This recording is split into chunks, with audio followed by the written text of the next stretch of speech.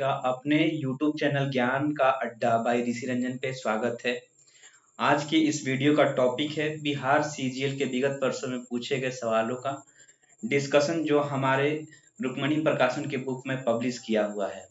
और इसका एक लेक्चर हमने लास्ट वीडियो में डाला है, उसको भी देखिएगा आप लोग। और चलिए वीडियो को शुरू करते हैं।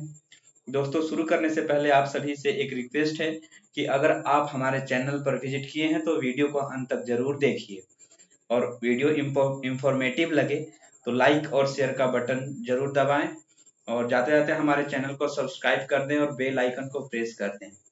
दोस्तों, चलिए क्वेश्चन का स्टार्ट करते हैं। पिछली वीडियो में हमने 20 क्वेश्चन को किया था, इससे आगे अब हम लोग आगे हमारा सवाल जो है, एक सेकेंड यार, क्या हो रहा है, खुल नहीं रहा है।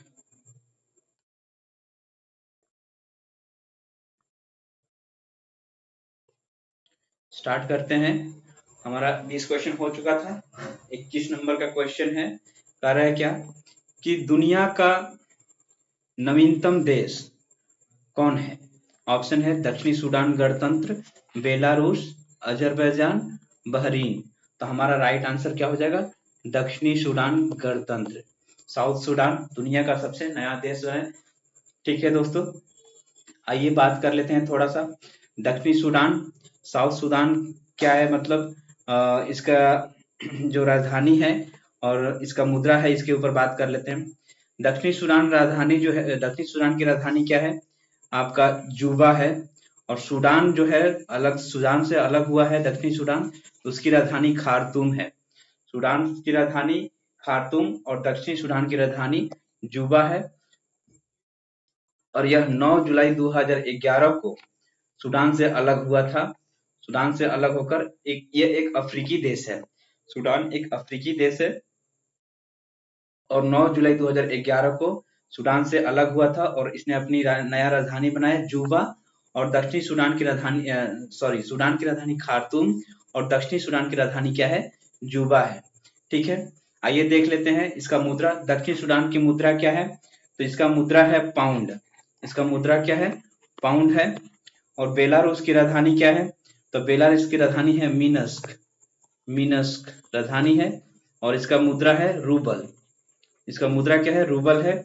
और अजरबैजान की राजधानी है बाकू। अजरबैजान की राजधानी क्या है, बाकू। और इसका मुद्रा क्या है, मन्नत। इसका मुद्रा क्या है दोस्तों, मन्नत। बहरीन की राजधानी क्या है, मनामा। बहरीन की राजधानी क्या है, मनामा। और इसका मुद्रा है दिनार। बहरीनी दिनार इसका मुद्रा है। तो याद कर लीजिए, दक्षिणी सूडान की राजधानी क्या है, जूबा। जूबा और इसका मुद्रा क्या है, पाउंड। राजधानी जूबा और मुद्रा क्या है, पाउंड। बेलारूस की राजधानी है मिनस्क। मिनस्क और मुद्रा है रूबल। अजरबैजान की राजधानी बाकू और मुद्रा मन्नत। अजरबैजान, बाकू और मन्नत। बहरीन की राजधानी है मनामा। बहरीन की राजधानी क्या है, मनामा। और इसका दिनार क्या है, इसका मुद्रा है। ठीक है। और सूडान की राजधानी क्या है, खार्तूम। सूडान की राजधानी क्या है, खार्तूम। ठीक है दोस्तों, और ये कब अलग हुआ था सूडान से, दक्षिणी सूडान, तो 9 जुलाई 2011 को अलग हुआ था ये। और ये अफ्रीकी महादेश का देश है। ठीक है, अब आते हैं दुनिया की सबसे लंबी नदी जो है वो नील नदी। नील नदी दुनिया की सबसे लंबी नदी है। वो मिस्र देश को पूर्वी और पश्चिमी हिस्सों में डिवाइड करती है। ठीक है दोस्तों, दुनिया की सबसे लंबी नदी कौन सी है, नील नदी है, जो मिस्र देश को पूर्वी और पश्चिमी हिस्सों में क्या करती है, डिवाइड करती है। और दुनिया के सबसे छोटा देश जो है वो कौन सा है, वेटिकन सिटी। दुनिया का सबसे छोटा देश कौन है, वेटिकन सिटी है दोस्तों, दुनिया का सबसे छोटा देश। ठीक है, तो इसका आंसर आप लोग याद कर लीजिएगा। सबसे नया देश जो नवीनतम देश कौन सा है, दक्षिणी सूडान है। ठीक है दोस्तों, अब आते हैं थोड़ा सा मैप में देख लेते हैं। देखिए, ये हमारा सूडान है। ये वाला एरिया जो दिख रहा है आपको, ये पूरा सूडान है। ये अफ्रीकी कंट्री है, अफ्रीका महादेश है। और अफ्रीका महादेश में ये जो है अलग हो गया था, इसने अपनी राजधानी जूबा बनाई थी। सूडान की राजधानी क्या होती है, खार्तूम। सूडान की राजधानी खार्तूम है। ठीक है, और इसकी राजधानी जूबा है। साउथ सूडान, दक्षिणी सूडान की राजधानी क्या है, जूबा। ठीक है, और दुनिया के सबसे छोटा देश कौन है, तो वेटिकन सिटी। वेटिकन सिटी, इसकी राजधानी क्या है, इसकी राजधानी है पोप। वेटिकन सिटी की राजधानी क्या है, पोप। ठीक है, अब आते हैं कुछ अफ्रीका महादेश के प्रमुख देश और राजधानी पे बात कर लेते हैं। मिस्र की राजधानी क्या है? काहिरा, मिस्र का काहिरा। सोमालिया की राजधानी क्या है? मोगाडिशु। सोमालिया की राजधानी क्या है? मोगाडिशु। मिस्र की राजधानी क्या है? काहिरा। सोमालिया की राजधानी क्या है? मोगाडिशु। सेशेल्स की राजधानी क्या है? विक्टोरिया। सेशेल्स की राजधानी क्या है? विक्टोरिया। केनिया की राजधानी क्या है दोस्तों?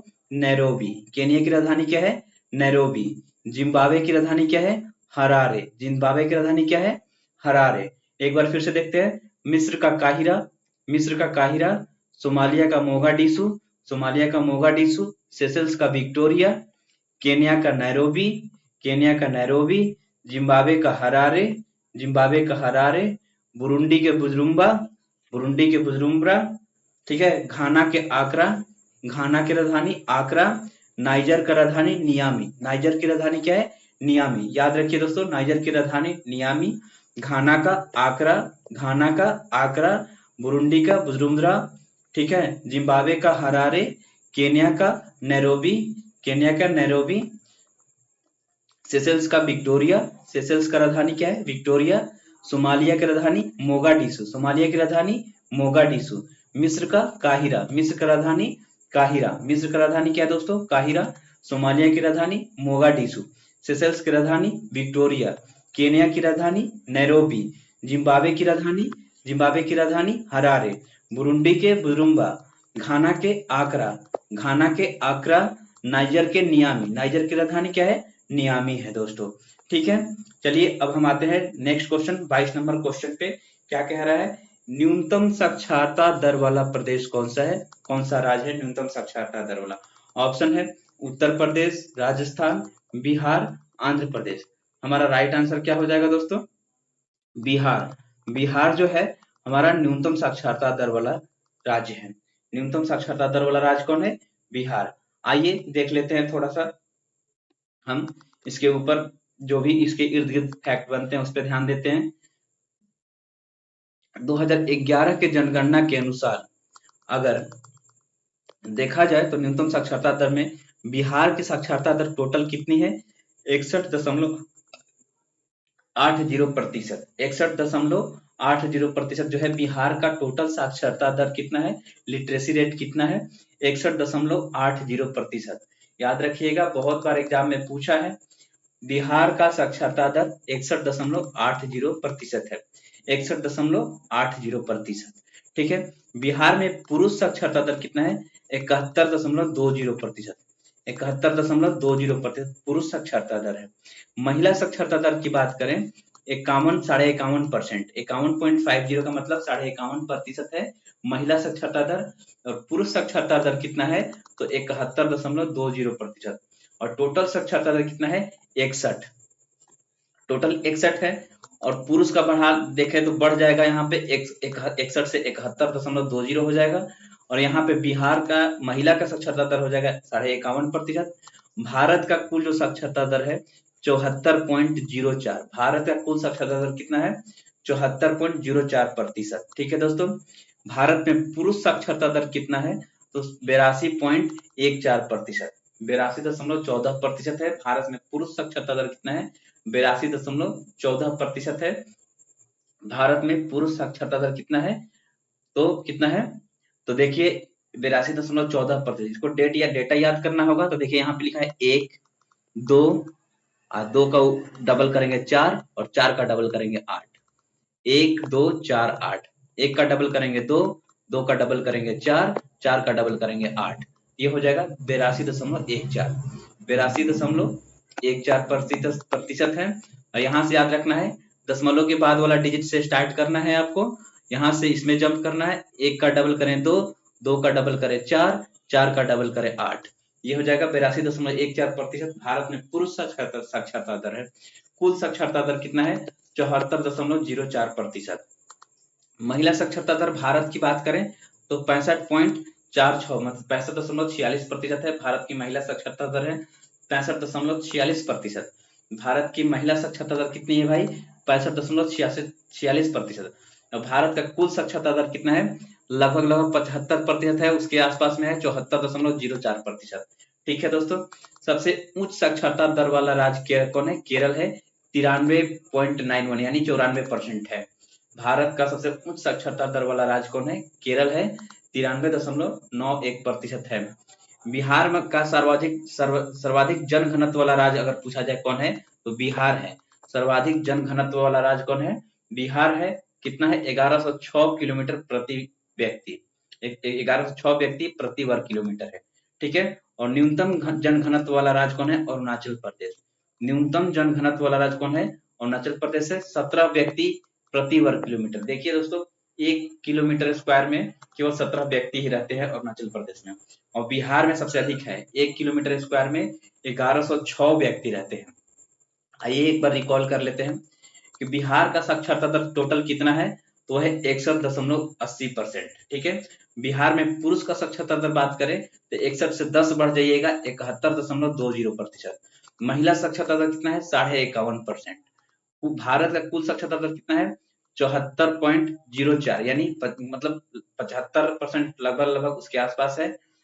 ठीक है, भारत में पुरुष का साक्षरता दर बात करें तो 82.14। आपको याद करवाने के लिए बता दिया, 1 का डबल करो 2, 2 का डबल करो 4, 4 का डबल करो 8। ठीक है, 82.14% है भारत के पुरुष साक्षरता दर। भारत में महिला साक्षरता दर कितना है? 65.46, 65.46% है। उच्च साक्षरता दर वाला राज्य कौन है? केरल, जो कि 94% लगभग है। उसके बाद बिहार का सर्वाधिक जनघनत्व वाला राज्य कौन है? बिहार है। कितना है? 1106 व्यक्ति प्रति वर्ग किलोमीटर है। और न्यूनतम जनघनत्व वाला राज्य कौन है? अरुणाचल प्रदेश है, जिसमें 17 व्यक्ति प्रति वर्ग किलोमीटर रहते हैं दोस्तों। ठीक है, अब हम नेक्स्ट क्वेश्चन की बात करते हैं, क्वेश्चन नंबर 23। क्वेश्चन नंबर 23 में क्या कह रहा है कि सम्राट अशोक जिसने 40 वर्षों तक भारत में राज किया, कि उसकी राजधानी कहाँ थी? उस समय उसका राजधानी का नाम क्या था? ऑप्शन है तक्षशिला, बोधगया, पाटलिपुत्र, सारनाथ। तो हमारा राइट आंसर क्या हो जाएगा? पाटलिपुत्र। पाटलिपुत्र हमारा राइट आंसर होगा। उस समय अशोक जब शासन करता था, उस समय उसकी राजधानी क्या थी? राजधानी का नाम क्या था? पाटलिपुत्र था। तक्षशिला की बात करते हैं दोस्तों, तो तक्षशिला कहाँ पे पड़ता है? तो ये आपका पंजाब प्रांत, पाकिस्तान के पंजाब प्रांत में रावलपिंडी जिला में पड़ता है। रावलपिंडी जिला में पड़ता है ये तक्षशिला। ठीक है, और इसकी तक्षशिला किसकी राजधानी थी? तो इसकी राजधानी ये गंधार की राजधानी थी तक्षशिला। ठीक है, उसके बाद बात करें तक्षशिला निर्माण मतलब तक्षशिला के स्थापना किसने किया था? तो उस समय भगवान राम थे, उनके भाई थे भरत, और भरत के बेटा तक्ष था, उसी के नाम पर इन्होंने तक्ष के नाम पर तक्षशिला का स्थापना किया गया था दोस्तों। ठीक है, बात करते हैं, अब हम आते हैं क्वेश्चन में कि अशोक जो अपना राज्याभिषेक करवाया था, अशोक ने अपना राज्याभिषेक कब किया था? 269 बीसी में किया था। कब किया था? 269 बीसी में अशोक ने अपना राज्याभिषेक किया था। इसका शासनकाल रहा कब से कब तक का? तो शासनकाल रहा 273 से लेकर 232 बीसी तक था। 273 से लेकर के 232 बीसी के मध्य में इसका शासनकाल रहा। मौर्य वंश की बात करते हैं। मौर्य वंश की स्थापना चंद्रगुप्त मौर्य ने की है। चंद्रगुप्त मौर्य ने की है। मौर्य वंश की स्थापना किसने किया है? चंद्रगुप्त मौर्य ने। चंद्रगुप्त मौर्य का पुत्र का नाम क्या था? बिंदुसार था, और बिंदुसार के पुत्र का नाम था अशोक। यानी अशोक जो था चंद्रगुप्त मौर्य का क्या था? पोता था। चंद्रगुप्त मौर्य का कौन था? पोता था अशोक। अशोक भी मौर्य साम्राज्य का ही था, मौर्य वंश से संबंधित था अशोक। मौर्य शासकों में अशोक और उसका पौत्र दशरथ है। उसका पौत्र दशरथ और अशोक, ये दोनों बौद्ध धर्म के अनुयायी थे। मौर्य शासकों में यही दो लोग थे जो बौद्ध धर्म के अनुयायी थे। कौन? अशोक, और उसके पुत्र पौत्र था दशरथ। ठीक है, सारनाथ स्तंभ का निर्माण अशोक ने ही करवाया था। अशोक ने अपने राज्याभिषेक के 8वें वर्ष में कलिंग पर विजय प्राप्त की थी। कलिंग पर विजय कब प्राप्त की थी? तो अपने राज्याभिषेक के 8वें वर्ष में। राज्याभिषेक कब किया था? 269 बीसी में। तो उससे 8 वर्ष इसमें से घटा दीजिए, कितना हो जाएगा? तो 261 बीसी में, करीब करीब 261 बीसी में ये क्या किया था? राज्याभिषेक ये कब किया? 8वें वर्ष में, मतलब कलिंग पर विजय प्राप्त किया था 261 बीसी में। ठीक है दोस्तों, उसके बाद देखते हैं एक बौद्ध संगीति टोटल 4 हुआ था बौद्ध संगीति। उसमें से अशोक ने जो बौद्ध संगीति करवाई थी वो तीसरी बौद्ध संगीति थी, और ये लगभग 250 ईसा पूर्व में हुआ था। इसकी राजधानी यहाँ पे पाटलिपुत्र में ही ये हुआ था, तीसरी बौद्ध संगीति। और इसकी अध्यक्षता किसने किया था? तो मोगलीपुत्तिस ने किया था। किसने किया था? मोगलीपुत्तिस ने किया था इसकी अध्यक्षता। तृतीय बौद्ध संहिता की अध्यक्षता किसने किया था? मोगलीपुत्तिस ने किया था। उस किसके शासनकाल में? तो अशोक के शासनकाल में। कहाँ पे? पाटलिपुत्रा में हुआ था। कहाँ पे हुआ था? पाटलिपुत्रा में हुआ था दोस्तों। चलिए नेक्स्ट बात करते हैं। अशोक ने अपने पुत्र, इसके पुत्र का नाम था महेंद्र और बेटी का नाम, पुत्री का नाम क्या? संघमित्रा। अपने पुत्र महेंद्र और पुत्री संघमित्रा को बौद्ध धर्म के प्रचार के लिए कहाँ भेजा था? श्रीलंका भेजा था। अशोक ने अपने पुत्र महेंद्र और पुत्री संघमित्रा को बौद्ध धर्म के प्रचार प्रसार के लिए कहाँ भेजा था? संघमित्रा भेजा था। अशोक की मृत्यु हो जाती है 232 ईसा पूर्व में। ये टोटल कब से कब तक इसका शासनकाल रहा था? 273 से लेकर 232 ईसा पूर्व तक इसका शासनकाल रहता है अशोक का। वही इसकी मृत्यु हो जाती है इसके बाद। ठीक है, इसके बाद मौर्य वंश पर दूसरा शासन करता है। उसके बाद नेक्स्ट क्वेश्चन देखते हैं। क्वेश्चन नंबर 24 क्या कह रहा है कि प्रथम इंजीनियरिंग, ऐसा प्रथम इंजीनियरिंग स्नातक जो किसी राज्य में का 2 बार मुख्यमंत्री रहा हो, ये किससे संबंधित? देखिए इंजीनियरिंग स्नातक तो हमारे जो नीतीश बाबू हैं वो एक, आप लोग को ये ध्यान होगा कि वो एक इंजीनियर हैं। तो ऑप्शन दिया है यहाँ पे उत्तर प्रदेश, झारखंड, बिहार और गुजरात। तो यहाँ पे राइट आंसर क्या हो जाएगा? बिहार। बिहार से हमारे नीतीश बाबू जो है वो इंजीनियर रह चुके हैं। देखिए यहाँ पे दिया हुआ है ऑप्शन में कि प्रथम इंजीनियरिंग स्नातक जो किसी राज्य में 2 बार मुख्यमंत्री रहा हो, बिहार से में संचित है। नीतीश कुमार का रिकॉर्ड जो है 28 जनवरी 2024 को ये टोटल 9 बार भारत के मुख्यमंत्री के पद को शपथ ली है। ठीक है, अब नीतीश कुमार के प्रथम इंजीनियरिंग स्नातक मुख्यमंत्री बने हैं। और नीतीश कुमार का जन्म जो है बिहार के बख्तियारपुर में हुआ था। ये मूल निवासी कहाँ के हैं? नालंदा जिले के कल्याण बिगहा गांव से है। नालंदा जिले के कल्याण बिगहा गांव से इनका जन्म है, मूल निवास स्थान है। और इनका जन्म बिहार के बख्तियारपुर में हुआ था। ठीक है, कुछ समय को छोड़ दिया जाए, लिखा है कि कुछ समय को छोड़ दिया जाए तो वर्ष 2005 से लेकर वर्तमान में अभी 2025 तक ये लगातार बिहार के मुख्यमंत्री रह चुके हैं। और वर्ष 2004 में ये पहली बार वर्ष 2000 में ये पहली बार मुख्यमंत्री बने थे, लेकिन 7 दिन के बाद इन्हें त्याग पत्र देना पड़ा था। 2000 में ये पहली बार मुख्यमंत्री बने थे। उसके बाद 2001 से 2004 तक भारत के रेल मंत्री भी ये रह चुके हैं। वे रेल मंत्री कब से कब तक रहे हैं? नीतीश कुमार 2001 से लेकर 2004 तक के रेल मंत्री भी रह चुके हैं। और रेल मंत्री नीतीश कुमार को सुशासन बाबू के उपनाम से भी जाना जाता है, क्योंकि इनके समय में बहुत सारे शासन व्यवस्था बहुत ही सुदृढ़ थी, सुव्यवस्थित शासन थी, इसलिए इनको सुशासन बाबू के नाम से जाना जाता है। ठीक है, इन्होंने शराबबंदी लगाया, भारत में पूर्ण शराबबंदी लगाया।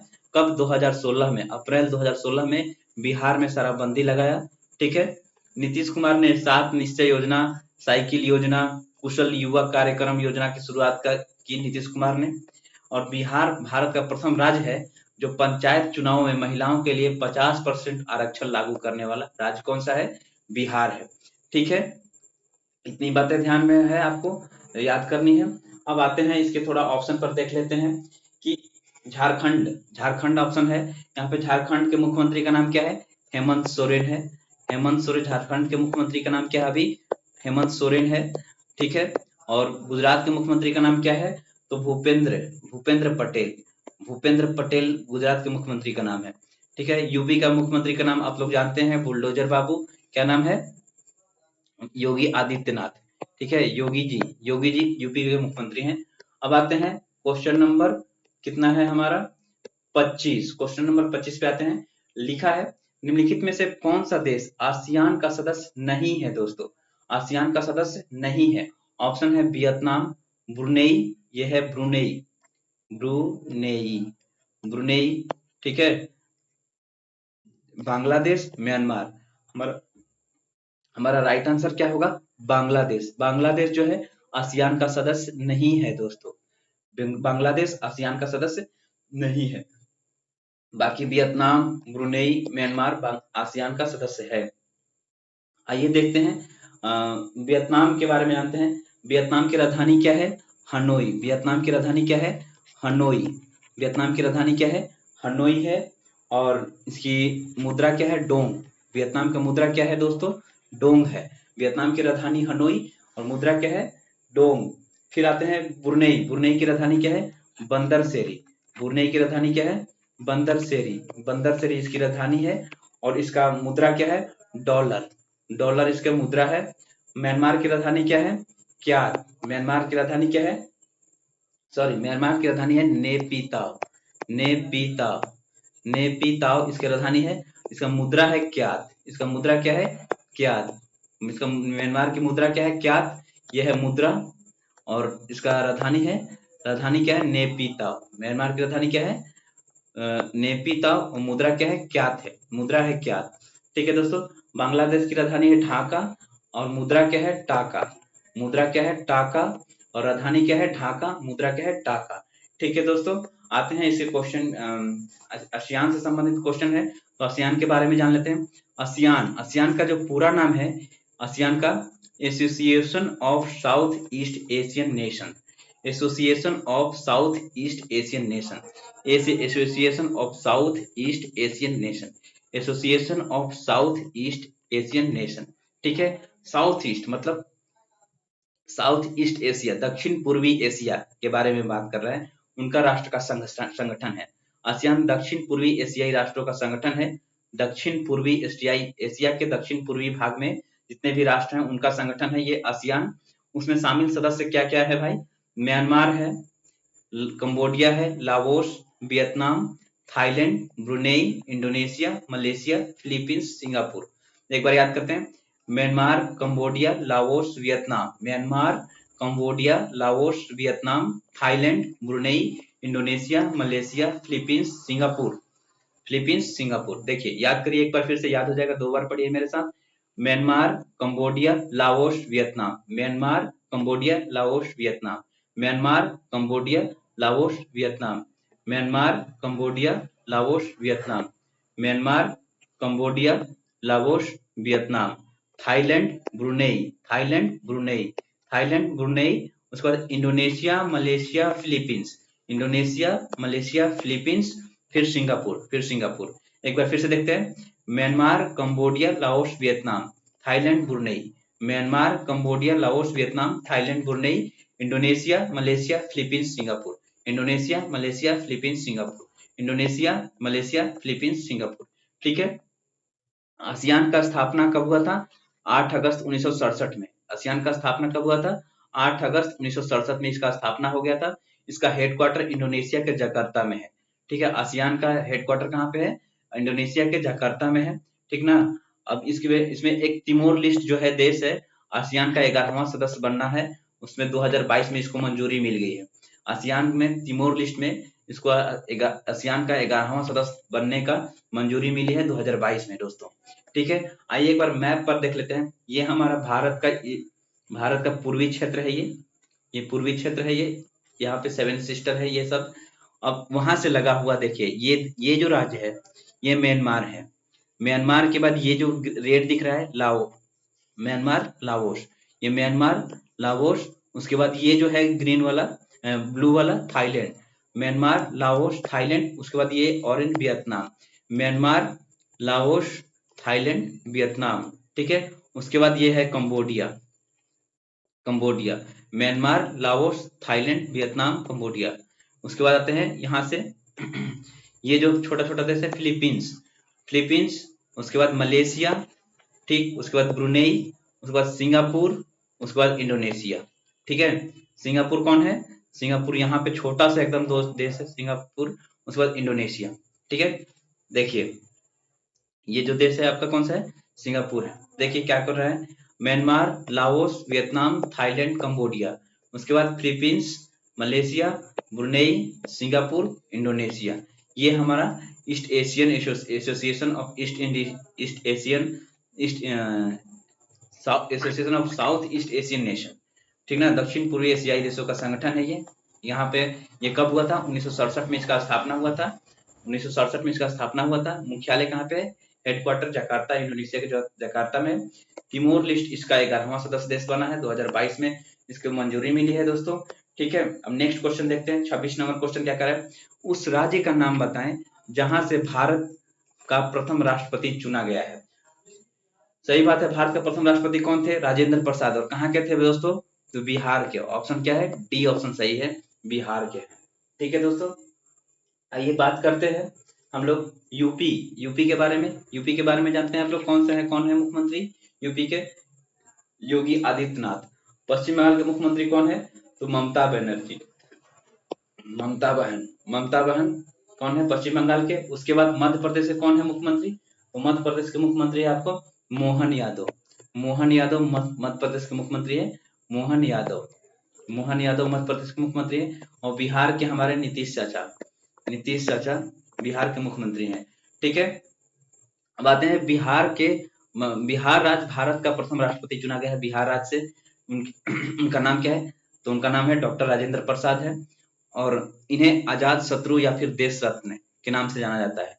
इन्हें डॉक्टर राजेंद्र प्रसाद को आजाद शत्रु या देश रत्न के नाम से जाना जाता है। और इनकी इन्होंने सदाकत आश्रम की स्थापना मजहरुल हक ने किया था। सदाकत आश्रम की स्थापना किसने किया था? मजहरुल हक ने किया था। और राजेंद्र प्रसाद की जो समाधि स्थल है उसका नाम क्या है? पटना में है ये महाप्रयाण घाट डॉक्टर राजेंद्र प्रसाद की समाधि स्थल है। ठीक है, डॉक्टर राजेंद्र प्रसाद का जो जन्म हुआ था बिहार के सिवान जिला के जीरादेई गांव में हुआ था। कहाँ हुआ था? बिहार के सिवान जिला के जीरादेई गांव में हुआ था। 3 दिसंबर 1884 ईस्वी को हुआ था। डॉक्टर राजेंद्र प्रसाद का जन्म कहाँ हुआ था? बिहार के सिवान जिला के जीरादेई गांव में हुआ था। 3 दिसंबर 1884 ईस्वी को हुआ था। डॉक्टर राजेंद्र प्रसाद 3 बार कांग्रेस के अधिवेशन की अध्यक्षता किए थे। कब 1934, 1939, 1947। कब किए थे? 1934 में एक बार 1939 में और एक बार 1947 में किए थे दोस्तों। ठीक है, याद हो गया। उसके बाद आते हैं नेक्स्ट क्वेश्चन नंबर हमारा 27 है।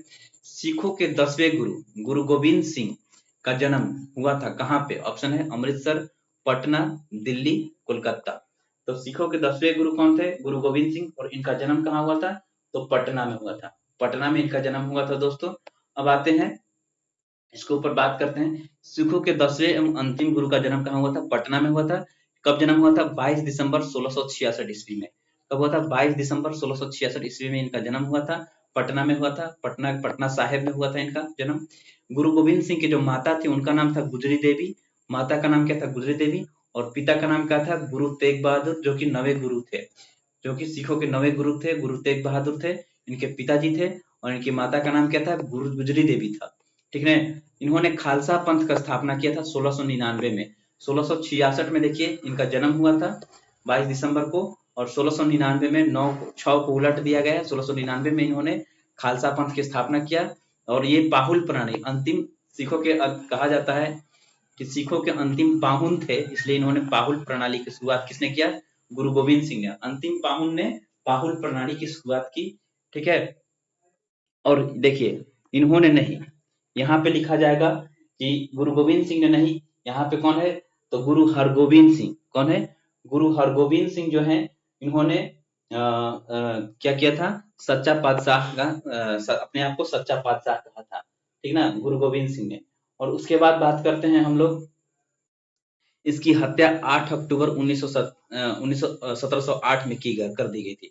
8 अक्टूबर 1708 ईस्वी में नांदेड़ महाराष्ट्र में गुल खान नामक पठान ने इनकी हत्या कर दी थी। किसकी हत्या? तो गुरु गोविंद सिंह अंतिम गुरु जो थे उनकी हत्या गुल खान नामक पठान ने नांदेड़ में महाराष्ट्र में इनकी हत्या कर दी गई थी। वहां पे नांदेड़ में इनकी गुरु गोविंद सिंह की समाधि स्थल है महाराष्ट्र में।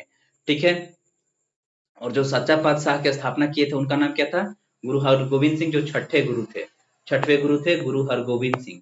गुरु हरगोविंद जो थे वो सच्चा पातशाह के उपाधि धारण किया था, गुरु हरगोविंद सिंह। ठीक है, अब आगे बात करते हैं। क्वेश्चन नंबर 28 है क्या कि 1946 में गठित अंतरिम सरकार में डॉक्टर राजेंद्र प्रसाद किस विभाग के मंत्री थे? ऑप्शन है रक्षा विभाग, विदेश मामले, राष्ट्रमंडल संबंध, खाद्य एवं कृषि मंत्री। ऑप्शन डी उपरोक्त में से कोई नहीं।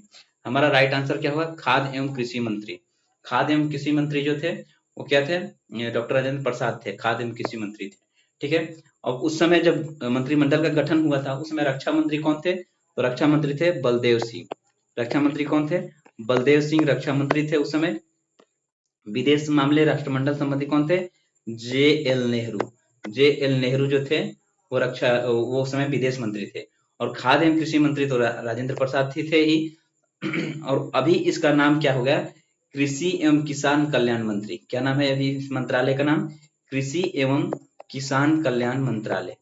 कृषि किसान कल्याण मंत्रालय इसका नाम है, किसान कल्याण मंत्रालय। ठीक है, इसका नाम है अभी। ठीक है, उसके बाद अब आते हैं इसके ऊपर थोड़ा सा देख लेते हैं कि 1946 में गठित अंतरिम सरकार जो है, खाद्य एवं कृषि मंत्री कौन थे? राजेंद्र प्रसाद थे। अभी देखते हैं अंतरिम सरकार के मंत्री कुछ दिया हुआ है। रेल मंत्री उस समय जब गठित हुआ था, रेल मंत्री कौन थे? आसफ अली। रेल मंत्री कौन थे? आसफ अली थे। रक्षा मंत्री कौन थे? बलदेव सिंह थे। रक्षा मंत्री कौन थे? बलदेव सिंह थे।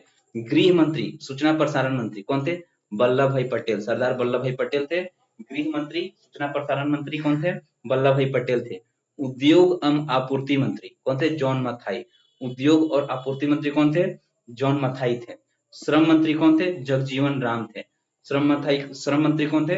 जगजीवन राम थे। एक बार फिर से देख लेते हैं। रेल मंत्री आसफ अली। रेल मंत्री कौन थे? आसफ अली थे। रक्षा मंत्री बलदेव सिंह। देखिए बलदेव, रक्षा से बल, जिसके पास बल होगा वही रक्षा करेगा, तो रक्षा मंत्री कौन थे? बलदेव सिंह थे। गृह मंत्री और सूचना प्रसारण मंत्री सरदार वल्लभ भाई पटेल थे। उद्योग मंत्री कौन थे? जॉन मथाई थे। जॉन मथाई थे। श्रम मंत्री कौन थे? जगजीवन राम थे। ठीक है, आते हैं क्वेश्चन नंबर 29 पे। क्वेश्चन नंबर 29 कह रहा है क्या कि वैश्विक तापमान के बढ़ने की समस्या से निपटने के लिए अपने लोगों पर कार्बन टैक्स, कार्बन कर लगाए जाने का प्रस्ताव करने वाला विश्व का पहला देश निम्नलिखित में से कौन सा है? ऑप्शन है ऑस्ट्रेलिया, जापान, जर्मनी, न्यूजीलैंड।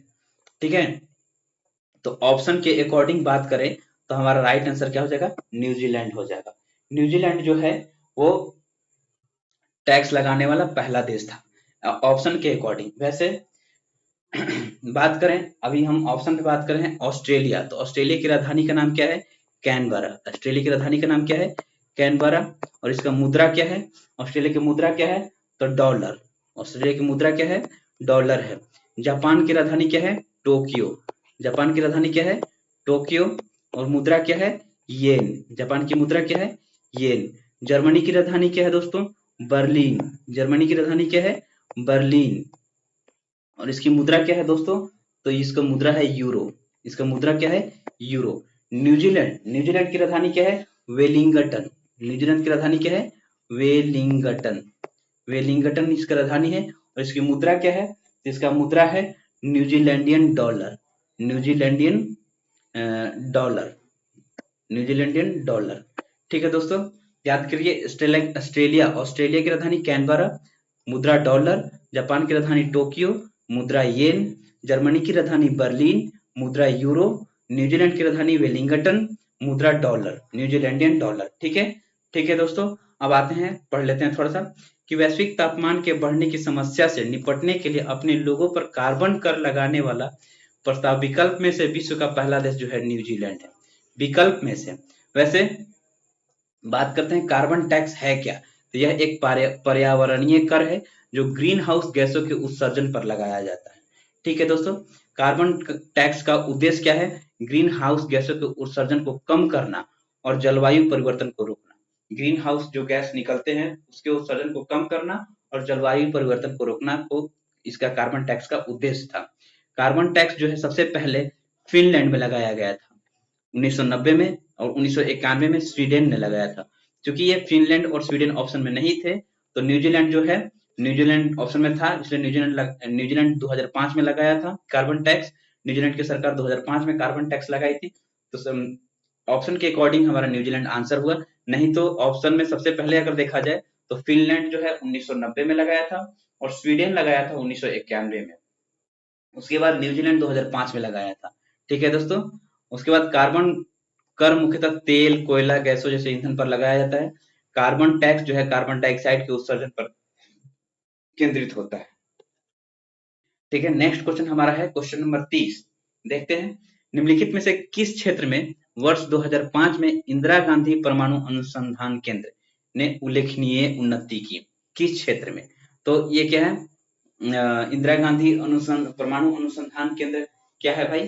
तो इंदिरा गांधी परमाणु अनुसंधान केंद्र fast breeder test reactor uranium plutonium मिश्रित कार्बन डाइऑक्साइड ईंधन का पुनर्संसाधनीकरण और धातु क्रम में रेडियो आइसोटोप के नए अनुप्रयोग, गुरु जल के उत्पादन हेतु नई प्रौद्योगिकी, उच्च स्तरीय नाभिकीय कचरे का प्रबंधन हेतु इसका उल्लेखनीय उन्नति। मतलब क्या ऑप्शन में से कौन होगा?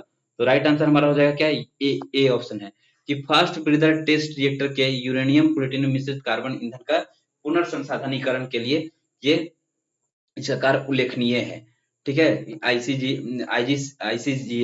आईजीसीएआर है इसका शॉर्ट फॉर्म में आईजीसीएआर बोलते हैं। इंदिरा गांधी परमाणु अनुसंधान केंद्र है, भारत सरकार के परमाणु ऊर्जा विभाग के अधीन कार्य करती है।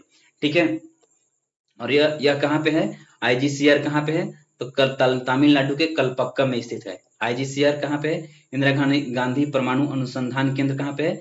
तमिलनाडु के कलपक्कम में है। इसकी स्थापना 1971 में की गई थी और इसका उद्देश्य क्या है? इसका उद्देश्य है कि फास्ट ब्रीदर रिएक्टरों एवं उनसे संबंधित प्रौद्योगिकियों का विकास करना। ठीक है, आईजीसीआर इंदिरा गांधी परमाणु अनुसंधान केंद्र का उद्देश्य क्या है कि फास्ट ब्रीदर रिएक्टरों एवं उनसे संबंधित प्रौद्योगिकियों का विकास करना। तो यही ऑप्शन में दिया है कि fast breeder test reactor uranium plutonium के मिश्रित कार्बाइड ईंधन का पुनर्संसाधनीकरण उनके विकास के लिए ये कार्य करता है, फास्ट ब्रीदर रिएक्टर के लिए आईजीसीआर। ठीक है दोस्तों, बात करते हैं क्वेश्चन नंबर 31। इच्छा मृत्यु को कानूनी रूप देने वाला पहला देश निम्नलिखित में से कौन सा है? इच्छा मृत्यु के रूप में कानूनी रूप देने वाला देश का पहला देश कौन सा है? ऑप्शन है ऑस्ट्रिया, नीदरलैंड, स्विट्जरलैंड, कनाडा। इसका सही आंसर क्या हो जाएगा? नीदरलैंड। ऑप्शन नंबर सी, इसका सही आंसर क्या हो जाएगा? नीदरलैंड। इसका सही आंसर होगा कि इच्छा मृत्यु को कानूनी रूप देने वाला पहला देश कौन सा है? नीदरलैंड। ठीक है दोस्तों, आइए एक बार देख लेते हैं इस सारे देश का राजधानी और मुद्रा। ठीक है, ऑस्ट्रिया की राजधानी कहाँ है? तो ऑस्ट्रिया की राजधानी है वियना। ऑस्ट्रिया की राजधानी वियना। इसकी मुद्रा क्या है? डॉलर। मुद्रा क्या है? डॉलर है। नीदरलैंड की राजधानी क्या है? नीदरलैंड की राजधानी है एम्स्टर्डम। एम्स्टर्डम एम्स्टर्डम जो है इसकी राजधानी है और इसका जो है एक प्रशासनिक राजधानी है, उसका नाम है द हेग। इसका प्रशासनिक राजधानी क्या है? The Hague. ठीक है, और स्विट्जरलैंड की राजधानी क्या है? स्विट्जरलैंड की राजधानी है बर्न। स्विट्जरलैंड की राजधानी क्या है? बर्न, और इसका मुद्रा है फ्रैंक। फ्रैंक इसका मुद्रा है। कनाडा की राजधानी क्या है? ओटावा। कनाडा की राजधानी क्या है? ओटावा, और इसका मुद्रा क्या है? इसका मुद्रा है डॉलर। मुद्रा क्या है दोस्तों? डॉलर। एक बार देख लेते हैं। ऑस्ट्रिया की राजधानी वियना, इसका राजधानी डॉलर, नीदरलैंड की राजधानी है एम्स्टर्डम, प्रशासनिक राजधानी द हेग, स्विट्जरलैंड की राजधानी बर्न और मुद्रा है फ्रैंक, और कनाडा की राजधानी ओटावा, मुद्रा है डॉलर। चलिए बात करते हैं इच्छा मृत्यु को कानूनी रूप देने वाला पहला देश कौन रहा? नीदरलैंड रहा। जापान में विशेष परिस्थितियों में इच्छा मृत्यु की अनुमति है। नीदरलैंड में इच्छा मृत्यु को 2002 में मान्यता मिली थी। ठीक है, भारत ने उच्चतम न्यायालय ने 2018 में निष्क्रिय इच्छा मृत्यु को कुछ जटिल शर्तों के साथ अनुमति दे दी थी। अब निष्क्रिय इच्छा मृत्यु का मतलब ये होता है कि जो भी उसका मतलब जीवन के लिए चिकित्सा उपलब्ध किया जाता है उसको हटा देना, खाना पीना नहीं देना, ये सब निष्क्रिय इच्छा मृत्यु के अंतर्गत आता है। तो भारत में उच्चतम न्यायालय ने कुछ जटिल शर्तों के साथ निष्क्रिय इच्छा मृत्यु को क्या किया था? अनुमति दे दिया था भारत के लिए। और नीदरलैंड में इच्छा मृत्यु कब लागू किया गया था? 2002 में। ठीक है दोस्तों, चलिए याद करते हैं। नेक्स्ट क्वेश्चन है हमारा क्या? क्वेश्चन नंबर है 32। 32 में क्या रहेगा? निम्नलिखित में से कौन सा आयोग सर्वप्रथम भारत के संविधान की धारा के अंतर्गत किसी निश्चित प्रावधान के अनुपालन का में स्थापित किया गया? ऑप्शन है विश्वविद्यालय अनुदान आयोग, राष्ट्रीय मानवाधिकार आयोग, चुनाव आयोग, केंद्रीय सत्कर्ता आयोग। तो इसका सही आंसर क्या हो जाएगा? चुनाव आयोग। चुनाव आयोग इसका सही आंसर होगा।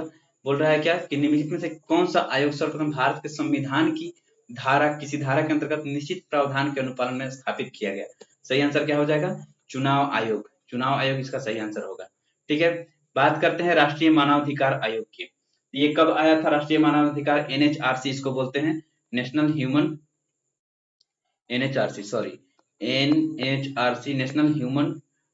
राइट कमीशन जो है ये कब आया था? ये आया था आपका 1993 में। कब आया था एनएचआरसी? 1993 में आया था। और वर्तमान समय में इसके अध्यक्ष कौन है? तो वी रामाबाई सुब्रमण्यम। वी रामाबाई सुब्रमण्यम इसके वर्तमान में अध्यक्ष हैं। ठीक है, उसके बाद बात करते हैं चुनाव आयोग अभी कौन है? कौन है? ज्ञानेश कुमार। चुनाव आयोग कौन है? ज्ञानेश कुमार। ज्ञानेश कुमार। और केंद्रीय सतर्कता आयुक्त इसके अभी कौन है अध्यक्ष? तो इसके अध्यक्ष हैं प्रवीण कुमार श्रीवास्तव। क्या नाम है इनका? प्रवीण कुमार श्रीवास्तव। क्या नाम है इनका? प्रवीण कुमार श्रीवास्तव। प्रवीण कुमार श्रीवास्तव कौन है? केंद्रीय सतर्कता आयुक्त के अध्यक्ष कौन है? प्रवीण कुमार श्रीवास्तव। ठीक है, राष्ट्रीय मानवाधिकार आयोग कब आया था? 1993 में। कब आया था? 1993 में। और वर्तमान समय में कौन है इसके अध्यक्ष? वी रामाबाई सुब्रमण्यम। क्या है? वी रामाबाई सुब्रमण्यम है वर्तमान समय में इसके अध्यक्ष। कौन है? वी रामाबाई सुब्रमण्यम है। चुनाव आयोग कौन अभी कौन है? ज्ञानेश कुमार। केंद्रीय सतर्कता आयुक्त के अध्यक्ष कौन है? प्रवीण कुमार श्रीवास्तव। ठीक है दोस्तों, आप बात करते हैं भारत के संविधान के बारे में जो पूछा गया था कि निश्चित प्रावधान के अनुपालन में स्थापित किया गया पहला आयोग कौन था? तो चुनाव आयोग था। चुनाव आयोग इसी को निर्वाचन आयोग ही कहते हैं। और यह एक स्वायत्त संस्था है। स्वायत्त संस्था का मतलब ये होता है कि कुछ भी निर्णय जो है वो स्वयं ले, जो कुछ भी कोई भी आयोग अपना निर्णय जो स्वयं लेती है उसे स्वायत्त संस्था कहते हैं। ठीक है, भारतीय चुनाव आयोग की स्थापना कब की गई थी? 25 जनवरी 1950 ईस्वी को। कब की गई थी? 25 जनवरी 1950 ईस्वी को भारतीय चुनाव आयोग की स्थापना की गई थी। कब की गई थी दोस्तों? 25 जनवरी 1950 ईस्वी को भारतीय चुनाव आयोग की स्थापना की गई थी। और भारत में मुख्य चुनाव आयुक्त तथा अन्य चुनाव आयुक्त की नियुक्ति कौन करता है? राष्ट्रपति करते हैं। भारत में मुख्य चुनाव आयुक्त और अन्य चुनाव आयुक्त की नियुक्ति कौन करते हैं?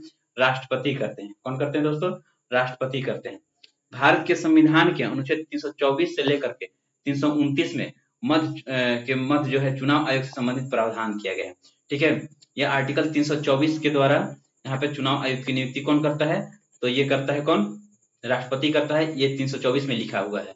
वर्तमान में अगस्त 2025 अभी से लेकर इसके मुख्य चुनाव आयुक्त कौन है? ज्ञानेश कुमार जो है 26वें क्रमांक के हैं। ठीक है, ज्ञानेश कुमार अभी मुख्य चुनाव आयुक्त कौन है? ज्ञानेश कुमार, जो कि मैंने अभी पहले बताया था। अनुच्छेद 324 में चुनाव आयोग का गठन शक्तियों का कार्यों का संबंधित है, जो कि राष्ट्रपति के द्वारा किया जाता है। और राष्ट्रीय मतदाता दिवस कब मनाया जाता है? 25 जनवरी को, क्योंकि चुनाव आयोग की स्थापना कब हुई थी? 25 जनवरी 1950। 25 जनवरी 1950 को राष्ट्रीय चुनाव आयोग की स्थापना हुआ था। उसी के दिवस पे 25 जनवरी को राष्ट्रीय मतदाता दिवस मनाया गया है। देखिए यहाँ पे लिखा है 25 जनवरी 1950 को भारतीय चुनाव आयोग की स्थापना की गई थी और इसीलिए 25 जनवरी को राष्ट्रीय मतदाता दिवस मनाया जाता है दोस्तों।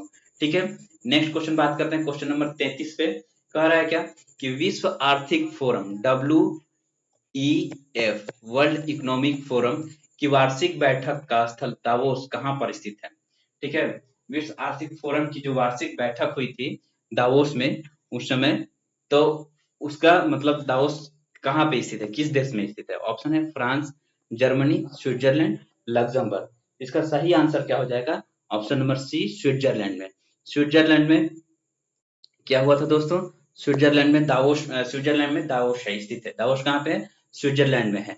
ठीक है, बात करते हैं दोस्तों फ्रांस की बात करते हैं। फ्रांस की राजधानी क्या है?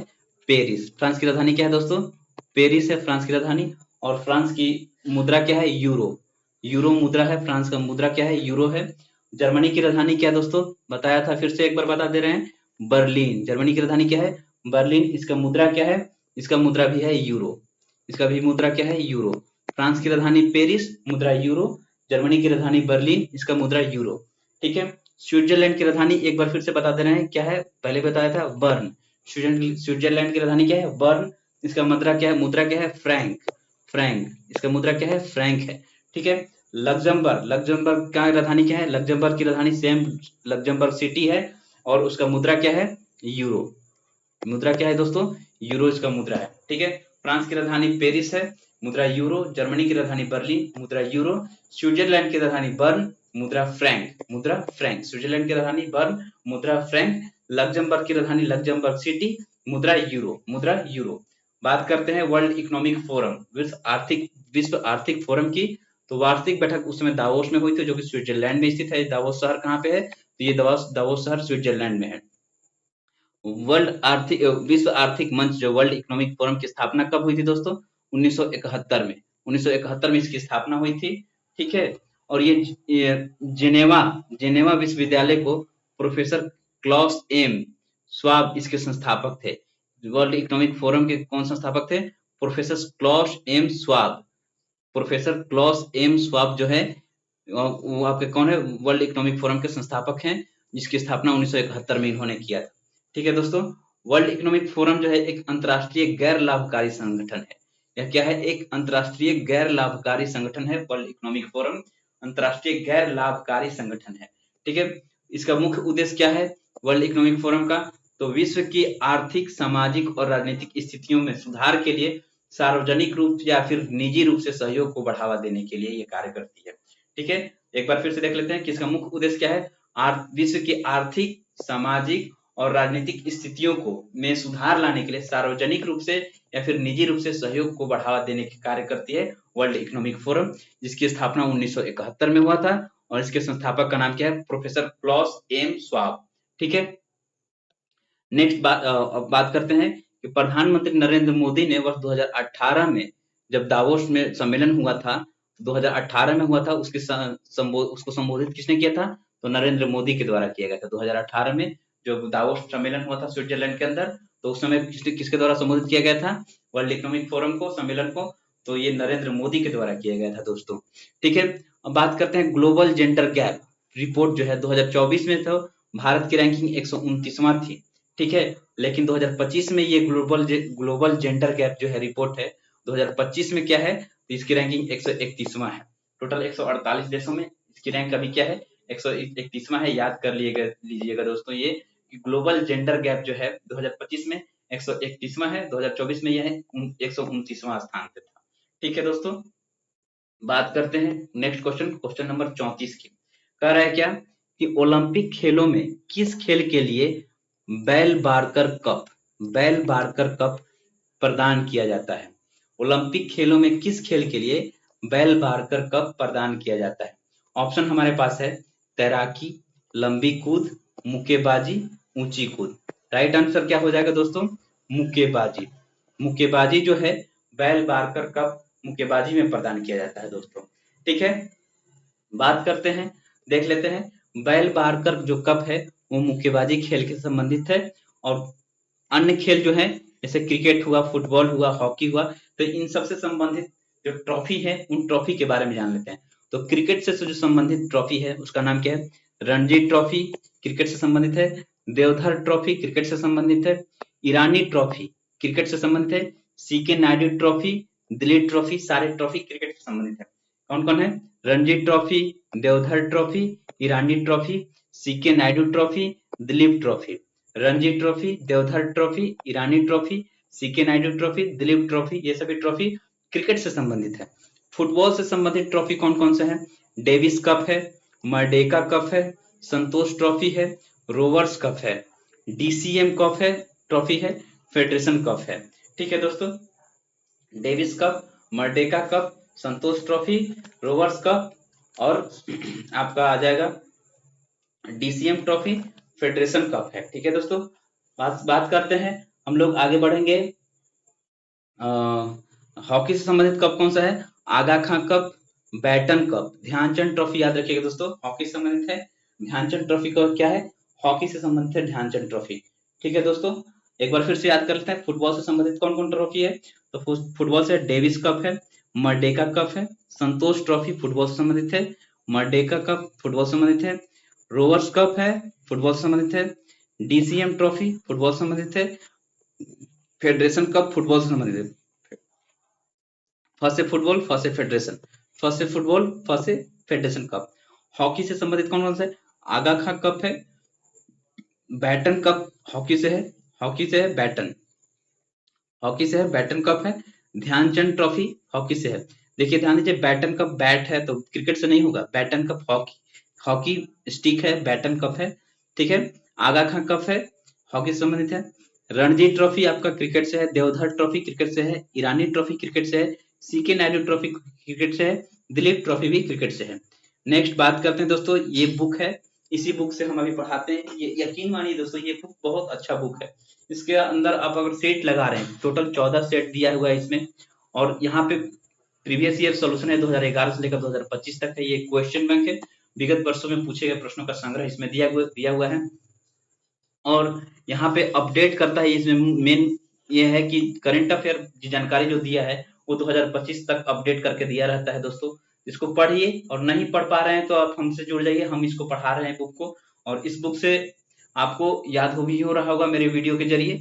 और ये यकीन मानिए दोस्तों, ये वॉल्यूम अभी अभी फिलहाल में ये वॉल्यूम 1 है। वॉल्यूम 1 कराएंगे, फिर वॉल्यूम 2 वॉल्यूम 3 आते जाएगा, कराते जाएंगे। एग्जाम आते आते तक आपके पास बहुत सारे फैक्ट हो जाएंगे, हजारों क्वेश्चन का संग्रह हो जाएगा आपके पास। ठीक है, तो आप एग्जाम में बहुत अच्छा स्कोर कर पाएंगे। और इस बुक का मैं एक दे दूं आपको मतलब रिव्यू कि ये बुक बहुत अच्छा बुक है। ये जरूरी नहीं कि बिहार सीजीएल के लिए है, हर एग्जाम बिहार दरोगा में भी ये बुक काम आएगा आपको। बहुत अच्छा इसका मतलब रिव्यू आता है दोस्तों। ठीक है, नेक्स्ट नेक्स्ट क्वेश्चन हमारा है क्या, 35 नंबर क्वेश्चन। 35 नंबर क्वेश्चन की अगर हम बात करें तो प्राचीन नगर तक्षशिला निम्नलिखित में से किनके बीच स्थित है। ऑप्शन है प्राचीन नगर तक्षशिला निम्नलिखित में से किसके बीच स्थित है। ऑप्शन है सिंधु तथा झेलम, झेलम तथा चेनाब, चेनाब तथा रावी, रावी तथा ब्यास। तो प्राचीन नगर जो तक्षशिला है वो आपका सिंधु तथा झेलम के बीच स्थित है। और ये कहाँ पे है तक्षशिला अभी, तो रावलपिंडी जिला। अभी हमने बताया कि रावलपिंडी जिला कहाँ पे है, वो पाकिस्तान के पंजाब प्रांत में है।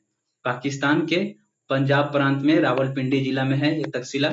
और ये किसकी राजधानी है, गंधार की राजधानी है दोस्तों। और सिंधु और झेलम के बीच में ये स्थित है। किसके बीच स्थित है, तो सिंधु और झेलम के बीच में स्थित है ये प्राचीन नगर तक्षशिला दोस्तों। ठीक है, आइए आप इसके ऊपर मतलब इसके डिस्कशन पे आते हैं। क्या लिखा है कि प्राचीन नगर तक्षशिला जो है सिंधु और झेलम के बीच में स्थित है, जो कि क्वेश्चन में दिया हुआ है आपको। वर्तमान में पाकिस्तान के पंजाब प्रांत में है, रावलपिंडी जिला में। तक्षशिला को 1980 में यूनेस्को के विश्व धरोहर स्थल में शामिल किया गया। तक्षशिला को यूनेस्को के विश्व धरोहर स्थल में शामिल किया गया कब, 1980 में। तक्षशिला भारत की प्राचीनतम विश्वविद्यालय भी थी, तक्षशिला विश्वविद्यालय।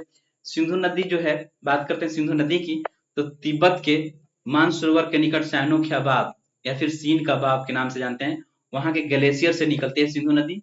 सिंधु नदी निकलती है, ठीक है। और एक और हम पिछले वीडियो में बताया था कि सतलज नदी जो है, सतलज नदी भी तिब्बत के मानसरोवर झील से ही निकलती है, लेकिन वो एक झील से निकलती है। मानसरोवर के निकट एक झील है, उसका नाम क्या है, राकसताल झील। राकसताल झील से निकलती है कौन, सतलज नदी निकलती है। राकसताल झील से निकलती है कौन, सतलज झील। वो उसका भी उद्गम स्थल कहाँ पे है, चीन में है। और सिंधु नदी का भी उद्गम स्थल कहाँ पे है, चीन के तिब्बत के पास मानसरोवर झील के निकट सैनो ख्याबाब नामक ग्लेशियर से निकलते हैं, हिमनद से। ग्लेशियर का मतलब हिमनद होता है, ठीक है। नेक्स्ट बात करते हैं, भारत में लेह, यह जो सिंधु नदी है भारत में लेह में प्रवेश करती है और फिर पाकिस्तान में जाती है, वहां से अरब सागर में जाके मिल जाती है, ठीक है। सिंधु नदी जो है की समूह जो है 5 महत्वपूर्ण नदी है, कौन कौन, झेलम, चेनाब, रावी, ब्यास और सतलज। 5 नदी है सिंधु नदी के समूह की। 5 नदी कौन कौन है, झेलम, चेनाब, रावी, ब्यास, सतलज नदी।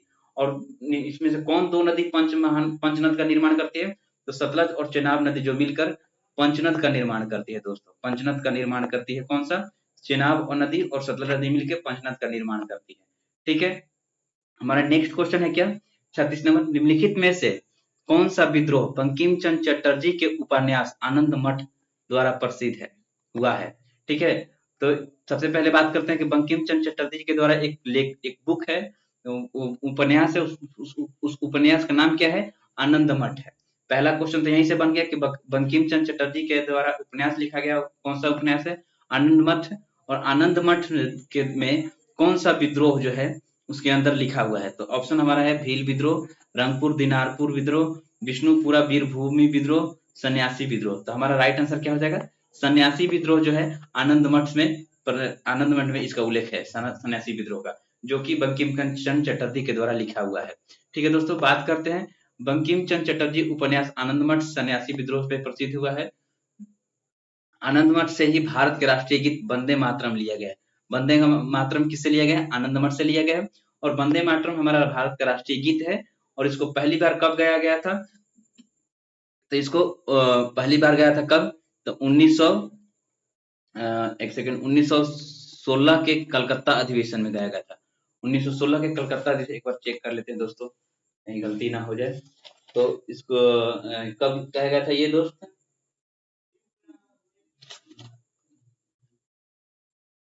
हाँ, ये सॉरी 1896 के कलकत्ता अधिवेशन में गाया गया था। 1896 के कलकत्ता अधिवेशन में गाया गया था। वंदे मातरम कब गाया गया था? 1896 के कलकत्ता अधिवेशन में गाया गया था दोस्तों। 1896 के कलकत्ता अधिवेशन में वंदे मातरम गाया था। उसकी अध्यक्षता कौन कर रहे थे? रहीमतुल्लाह सयानी। रहीमतुल्लाह सयानी इसके अध्यक्षता कर रहे थे। रहीमतुल्लाह सयानी इसकी अध्यक्षता कर रहे थे कलकत्ता अधिवेशन की। 1896 के कलकत्ता अधिवेशन की अध्यक्षता कौन कर रहे थे? रहीमतुल्लाह सयानी कर रहे थे। और उसी के समय में वंदे मातरम गाया गया था। और राष्ट्रगीत जो हमारा जन गण मन है वो कब गाया गया था दोस्तों? तो वो गाया था 1911 के कलकत्ता अधिवेशन में। 1911 के कलकत्ता अधिवेशन में गाया गया था। उस समय उसकी अध्यक्षता कौन कर रहे थे? पंडित बिशन नारायण धर। पंडित बिशन नारायण धर उसकी अध्यक्षता कर रहे थे दोस्तों। ठीक है, दोनों बातें याद रखिए, बहुत बार पूछता है कि किस अधिवेशन, कांग्रेस के किस अधिवेशन में राष्ट्रगीत गाया गया और कांग्रेस के किस अधिवेशन में राष्ट्रगान गाया गया। तो राष्ट्रगान गाया गया था 1911 के कलकत्ता अधिवेशन में, जिसकी अध्यक्षता पंडित बिशन नारायण धर कर रहे थे। और 1896 कलकत्ता अधिवेशन में रहीमतुल्लाह सयानी उसकी अध्यक्षता कर रहे थे, उसमें वंदे मातरम गाया गया था दोस्तों। ठीक है, बात करते हैं आगे हम सन्यासी विद्रोह जो है, सन्यासी विद्रोह किसके नेतृत्व में किया गया? और तो ये केना सरकार, भवानी पाठक, चिराग अली, मूसा शाह, मेनली मूसा शाह जो है, इनके नेतृत्व में 1763 से 1800 के बीच में बिहार बंगाल के क्षेत्र में ये सन्यासी विद्रोह हुआ था दोस्तों। भील विद्रोह के नेतृत्वकर्ता कौन थे? सेवाराम। भील विद्रोह के नेतृत्वकर्ता कौन थे? सेवाराम। और ये 1825 से 31 के बीच में पश्चिमी घाट में चला था भील विद्रोह। ठीक है दोस्तों, अहोम विद्रोह कब हुआ था? तो ये अंग्रेजों के विरुद्ध हुआ था, 1828 में हुआ था अहोम विद्रोह। इसके नेतृत्वकर्ता कौन थे? गोमधर कुंवर। नेतृत्वकर्ता कौन थे अहोम विद्रोह के? गोमधर कुंवर थे इसके। अहोम विद्रोह के नेतृत्वकर्ता कौन थे? गोमधर कुंवर। खांसी विद्रोह किसके नेतृत्व में हुआ था? तीरथ सिंह। खांसी विद्रोह किसके नेतृत्व में हुआ था? तीरथ सिंह के नेतृत्व में हुआ था दोस्तों। ठीक है, एक बार फिर से देख लेते हैं। भील विद्रोह सेवाराम के नेतृत्व में किया गया था, 1825 से 31 के बीच में पश्चिमी घाट में चला था ये। अहोम विद्रोह 1828 में हुआ था, गोमधर कुंवर के नेतृत्व में हुआ था। सन्यासी विद्रोह मूसा शाह के नेतृत्व में किया गया था, 1763 से 1800 के बीच में हुआ था। ठीक है, बिहार बंगाल के क्षेत्र में हुआ था सन्यासी विद्रोह। उसके बाद बात करते हैं हम लोग तीरथ सिंह के नेतृत्व में कौन सा विद्रोह हुआ था? खांसी विद्रोह। खांसी विद्रोह तीरथ सिंह के नेतृत्व में हुआ था दोस्तों। ठीक है, नेक्स्ट क्वेश्चन बात कर रहे हैं, क्वेश्चन नंबर 37।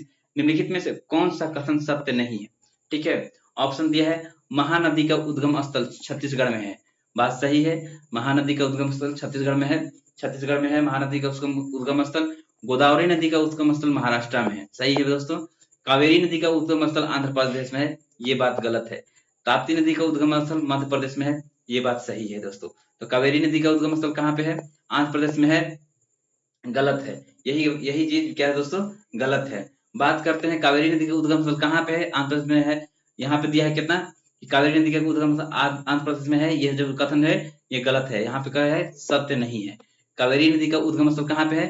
तो ये है आपका कर्नाटक में। कर्नाटक में ब्रह्मगिरी पहाड़ी से निकलती है ये। कर्नाटक में ये ब्रह्मगिरी पहाड़ी से निकलती है ये दोस्तों, कावेरी नदी, ध्यान रखिएगा। और गोदावरी नदी कहाँ से निकलती है? तो गोदावरी नदी त्रयंबकम की पहाड़ी से निकलती है। ठीक है, जो महाराष्ट्र के नासिक जिला से निकलती है।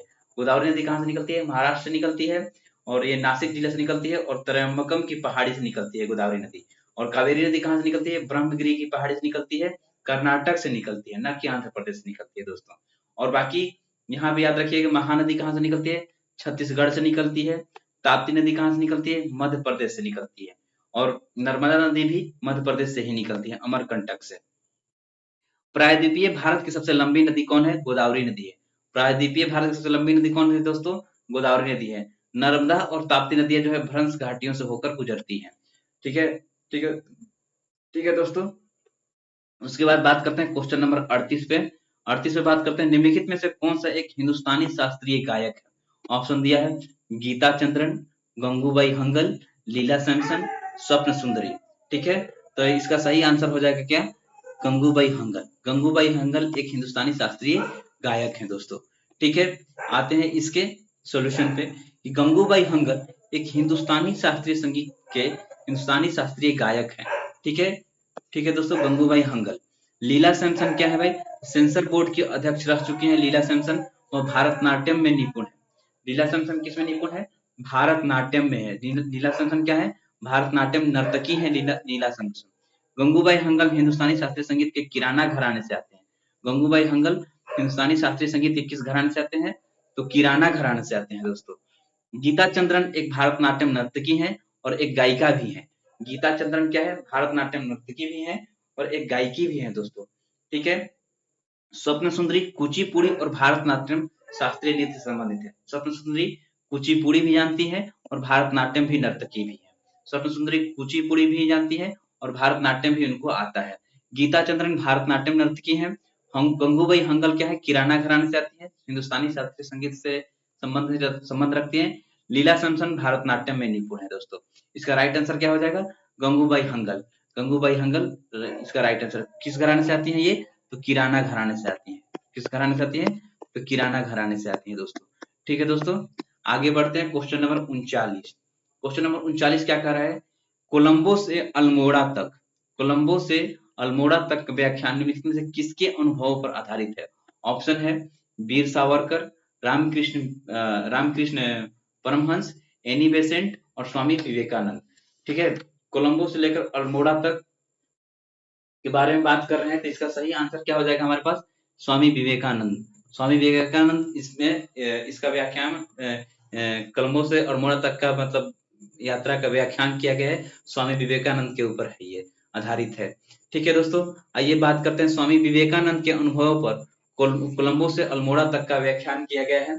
ठीक है दोस्तों, उसके बाद बात करते हैं हम लोग कोलंबो से अल्मोड़ा तक स्वामी विवेकानंद के द्वारा दिए गए ऐतिहासिक भाषणों का संग्रह किया गया है। इसमें स्वामी विवेकानंद का जन्म कब हुआ था? 12 जनवरी 1863 ईस्वी को हुआ था। 12 जनवरी 1863 ईस्वी को हुआ था स्वामी विवेकानंद का जन्म। ठीक है दोस्तों, उनका वास्तविक नाम क्या था? नरेंद्र नाथ दत्त। स्वामी विवेकानंद का वास्तविक नाम क्या था? नरेंद्र नाथ दत्त। 1893 में इन्होंने शिकागो में प्रथम विश्व धर्म सम्मेलन में भारत का प्रतिनिधित्व किया था। कब किया था? 1893 में। 1893 में उन्होंने शिकागो में प्रथम विश्व धर्म सम्मेलन में भारत का प्रतिनिधित्व किया था। और द्वितीय विश्व धर्म सम्मेलन जो हुआ था वो 1900 ईस्वी में हुआ था। कब हुआ था? 1900 ईस्वी में हुआ था। और ये कब हुआ था? कहाँ हुआ था? पेरिस में हुआ था। इसका आयोजन कहाँ हुआ था? पेरिस में हुआ था दोस्तों। प्रथम विश्व धर्म सम्मेलन जो हुआ था 1893 में हुआ था, शिकागो में हुआ था। और द्वितीय विश्व धर्म सम्मेलन हुआ था 1900 ईस्वी में, वो पेरिस में हुआ था दोस्तों, जिसमें स्वामी विवेकानंद भाग लिए थे। और उसके बाद स्वामी विवेकानंद ने रामकृष्ण मिशन की स्थापना कब किया था? 1897 ईस्वी में। इन्होंने वेदांता कॉलेज की स्थापना 1825 ईस्वी में की थी। और सॉरी, राजा राम मोहन राय ने किया था वेदांता कॉलेज की स्थापना 1825 ईस्वी में। और आत्मीय सभा की स्थापना राजा राम मोहन राय के द्वारा किया गया था। कब? तो 1815 ईस्वी में। और स्वामी विवेकानंद ने नारा दिया था वेदांता का प्रचार करो। वेदांता का प्रचार करो इन्होंने नारा दिया था। भारत को जागृत करो, भारत को जागृत करो, वेदांता का प्रचार करो का नारा किसने दिया था? स्वामी विवेकानंद ने दिया था दोस्तों। स्वामी विवेकानंद की मृत्यु केवल 39 वर्ष की उम्र में हो गई थी। कब? 4 जुलाई 1902 ईस्वी को। 4 जुलाई 1902 ईस्वी को इनकी मृत्यु हो गई थी स्वामी विवेकानंद की। इनके कुछ प्रमुख पुस्तक हैं जिसके लेखक स्वामी विवेकानंद है। इसमें लिखा है कर्म योग, ज्ञान योग, राजयोग, भक्ति योग। सब योग लगा हुआ है। कर्म योग, ज्ञान योग, राजयोग, भक्ति योग पुस्तकें किनकी है? स्वामी विवेकानंद की है। इन्होंने 2 मासिक पत्रिका निकाला था।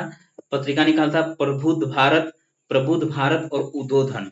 प्रबुद्ध भारत और उदोधन जो मासिक पत्रिका थी वो भी स्वामी विवेकानंद के द्वारा ही भी निकाला गया था दोस्तों।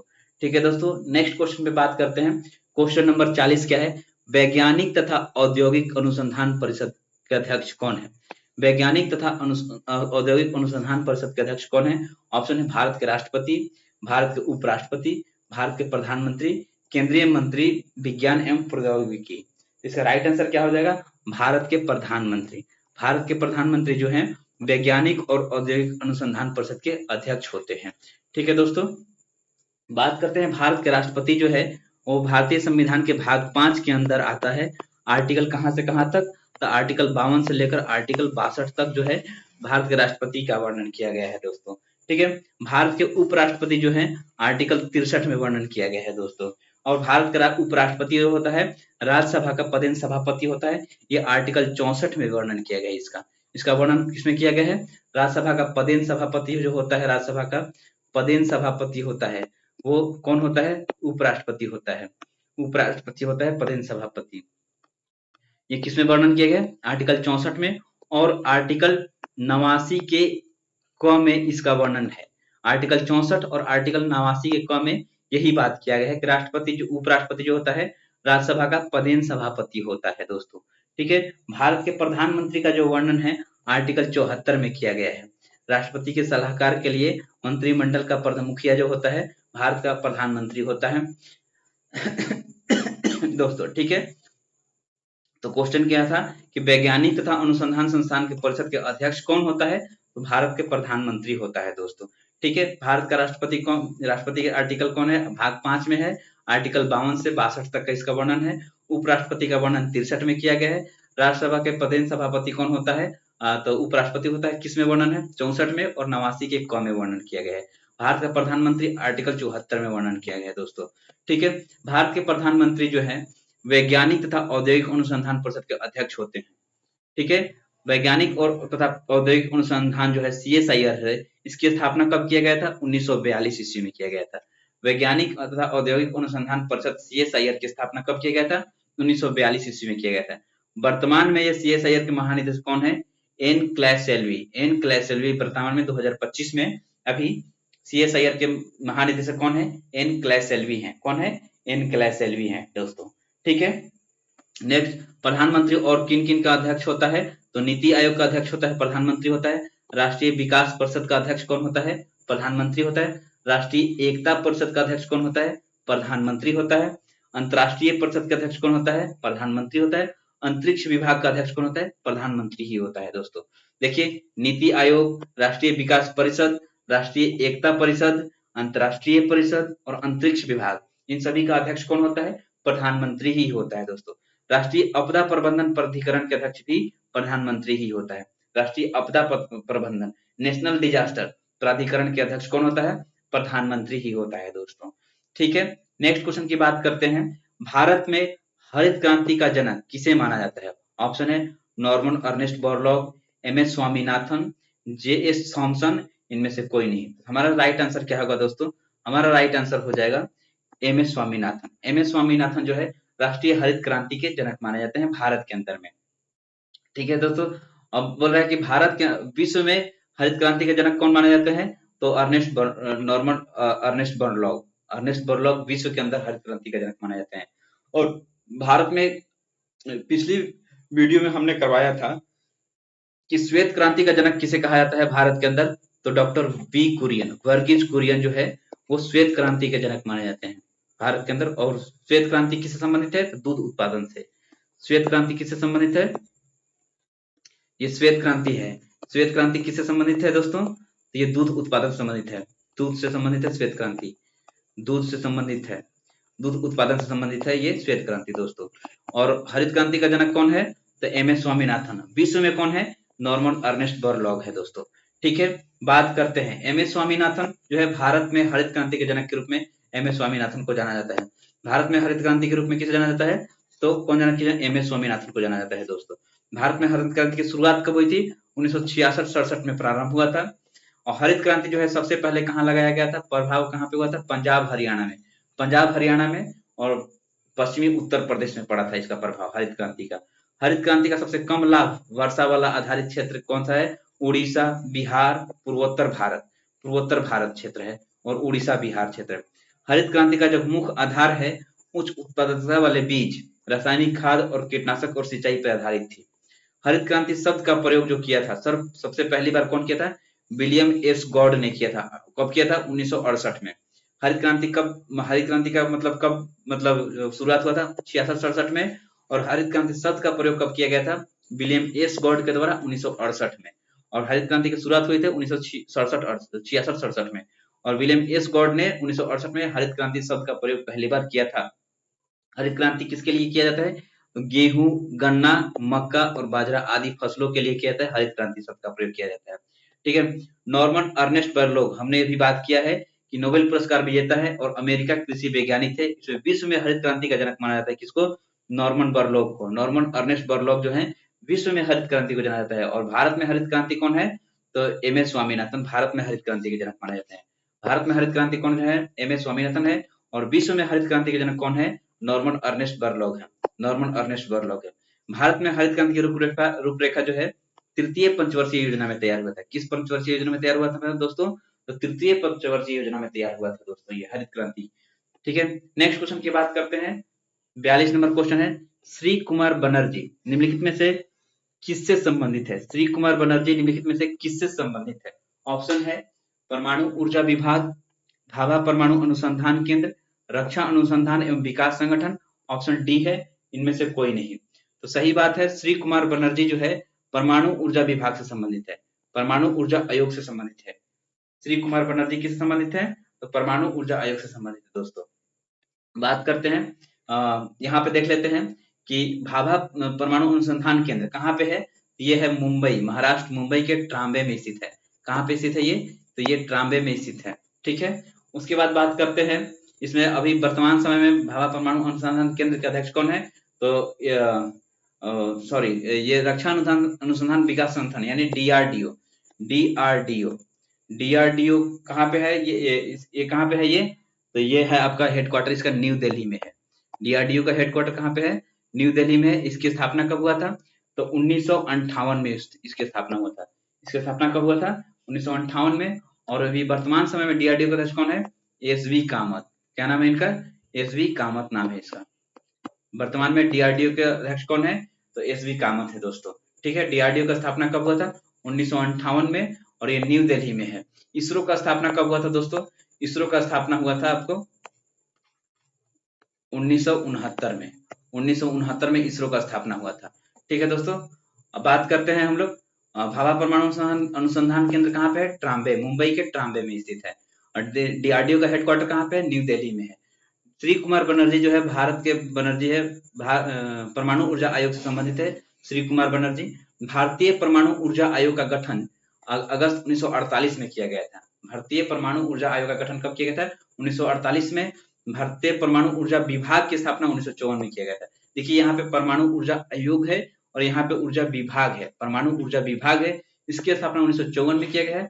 और ऊर्जा आयोग का स्थापना कब किया था? 1948 में। भारतीय परमाणु ऊर्जा आयोग की स्थापना 1948 में, परमाणु ऊर्जा विभाग की स्थापना 1954 में किया गया था। दोनों ही अगस्त में किया गया था। अगस्त 1948 में भारतीय परमाणु ऊर्जा आयोग का गठन किया गया। परमाणु ऊर्जा विभाग का गठन किया गया कब? 1954 में किया गया दोस्तों। ठीक है, भारत के परमाणु ऊर्जा के पहले अध्यक्ष जो कौन थे? होमी जहांगीर भाभा थे दोस्तों। ये बिहार पुलिस का पूछा हुआ क्वेश्चन है इस बार का। भारतीय परमाणु ऊर्जा के पहले अध्यक्ष कौन है? होमी जहांगीर भाभा है दोस्तों।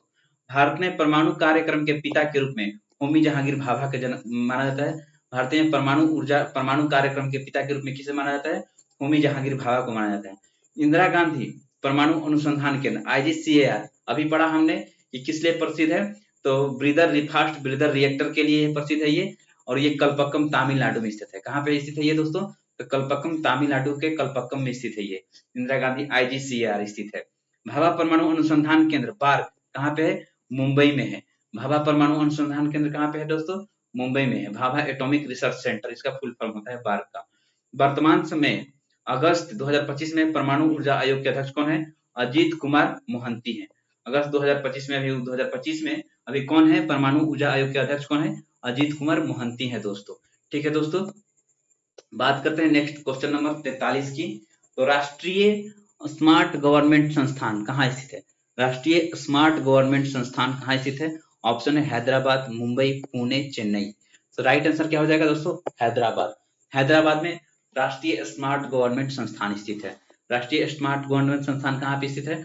हैदराबाद में है दोस्तों।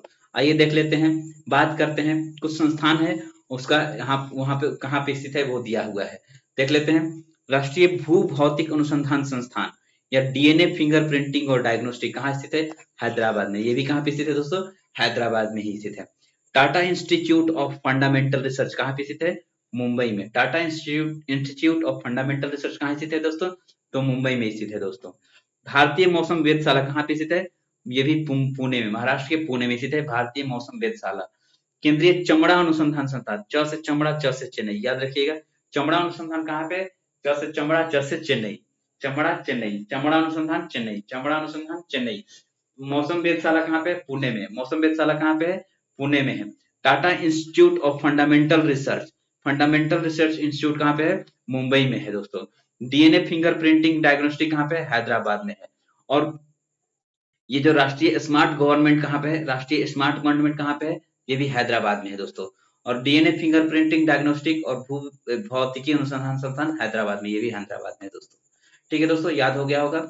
नेक्स्ट क्वेश्चन पे बात करते हैं कि वह भारतीय टेनिस खिलाड़ी जो फिल्म निर्माण हेतु हॉलीवुड से जुड़े हुए हैं। देखिए दोस्तों क्वेश्चन कितना बढ़िया क्वेश्चन है कि वह भारतीय टेनिस खिलाड़ी जो फिल्म निर्माण हेतु हॉलीवुड से जुड़े हुए हैं। ऑप्शन है Leander pace, N night श्यामलम, Vijay Amritraj, Ashok Amritraj. इसका राइट आंसर क्या हो जाएगा? अशोक अमृतराज है दोस्तों। अशोक अमृतराज एक टेनिस खिलाड़ी है, भारतीय टेनिस खिलाड़ी हैं। और विजय अमृतराज भी टेनिस खिलाड़ी हैं। और लिएंडर पेस भी लॉन टेनिस खिलाड़ी हैं।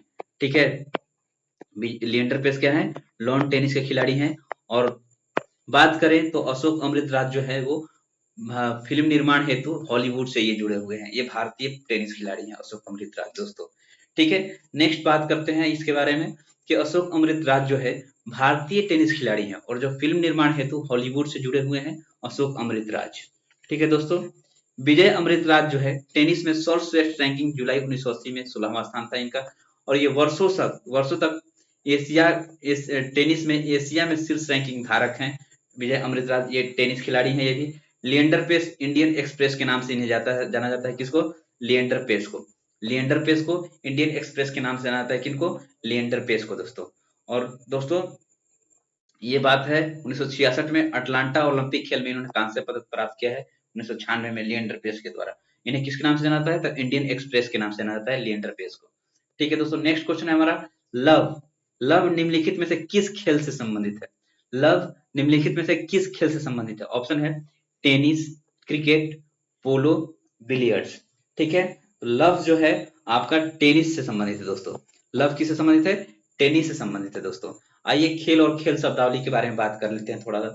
क्रिकेट, क्रिकेट से संबंधित शब्दावली कौन सा है? LBW, popping crease, stroke, googly, hook, third man.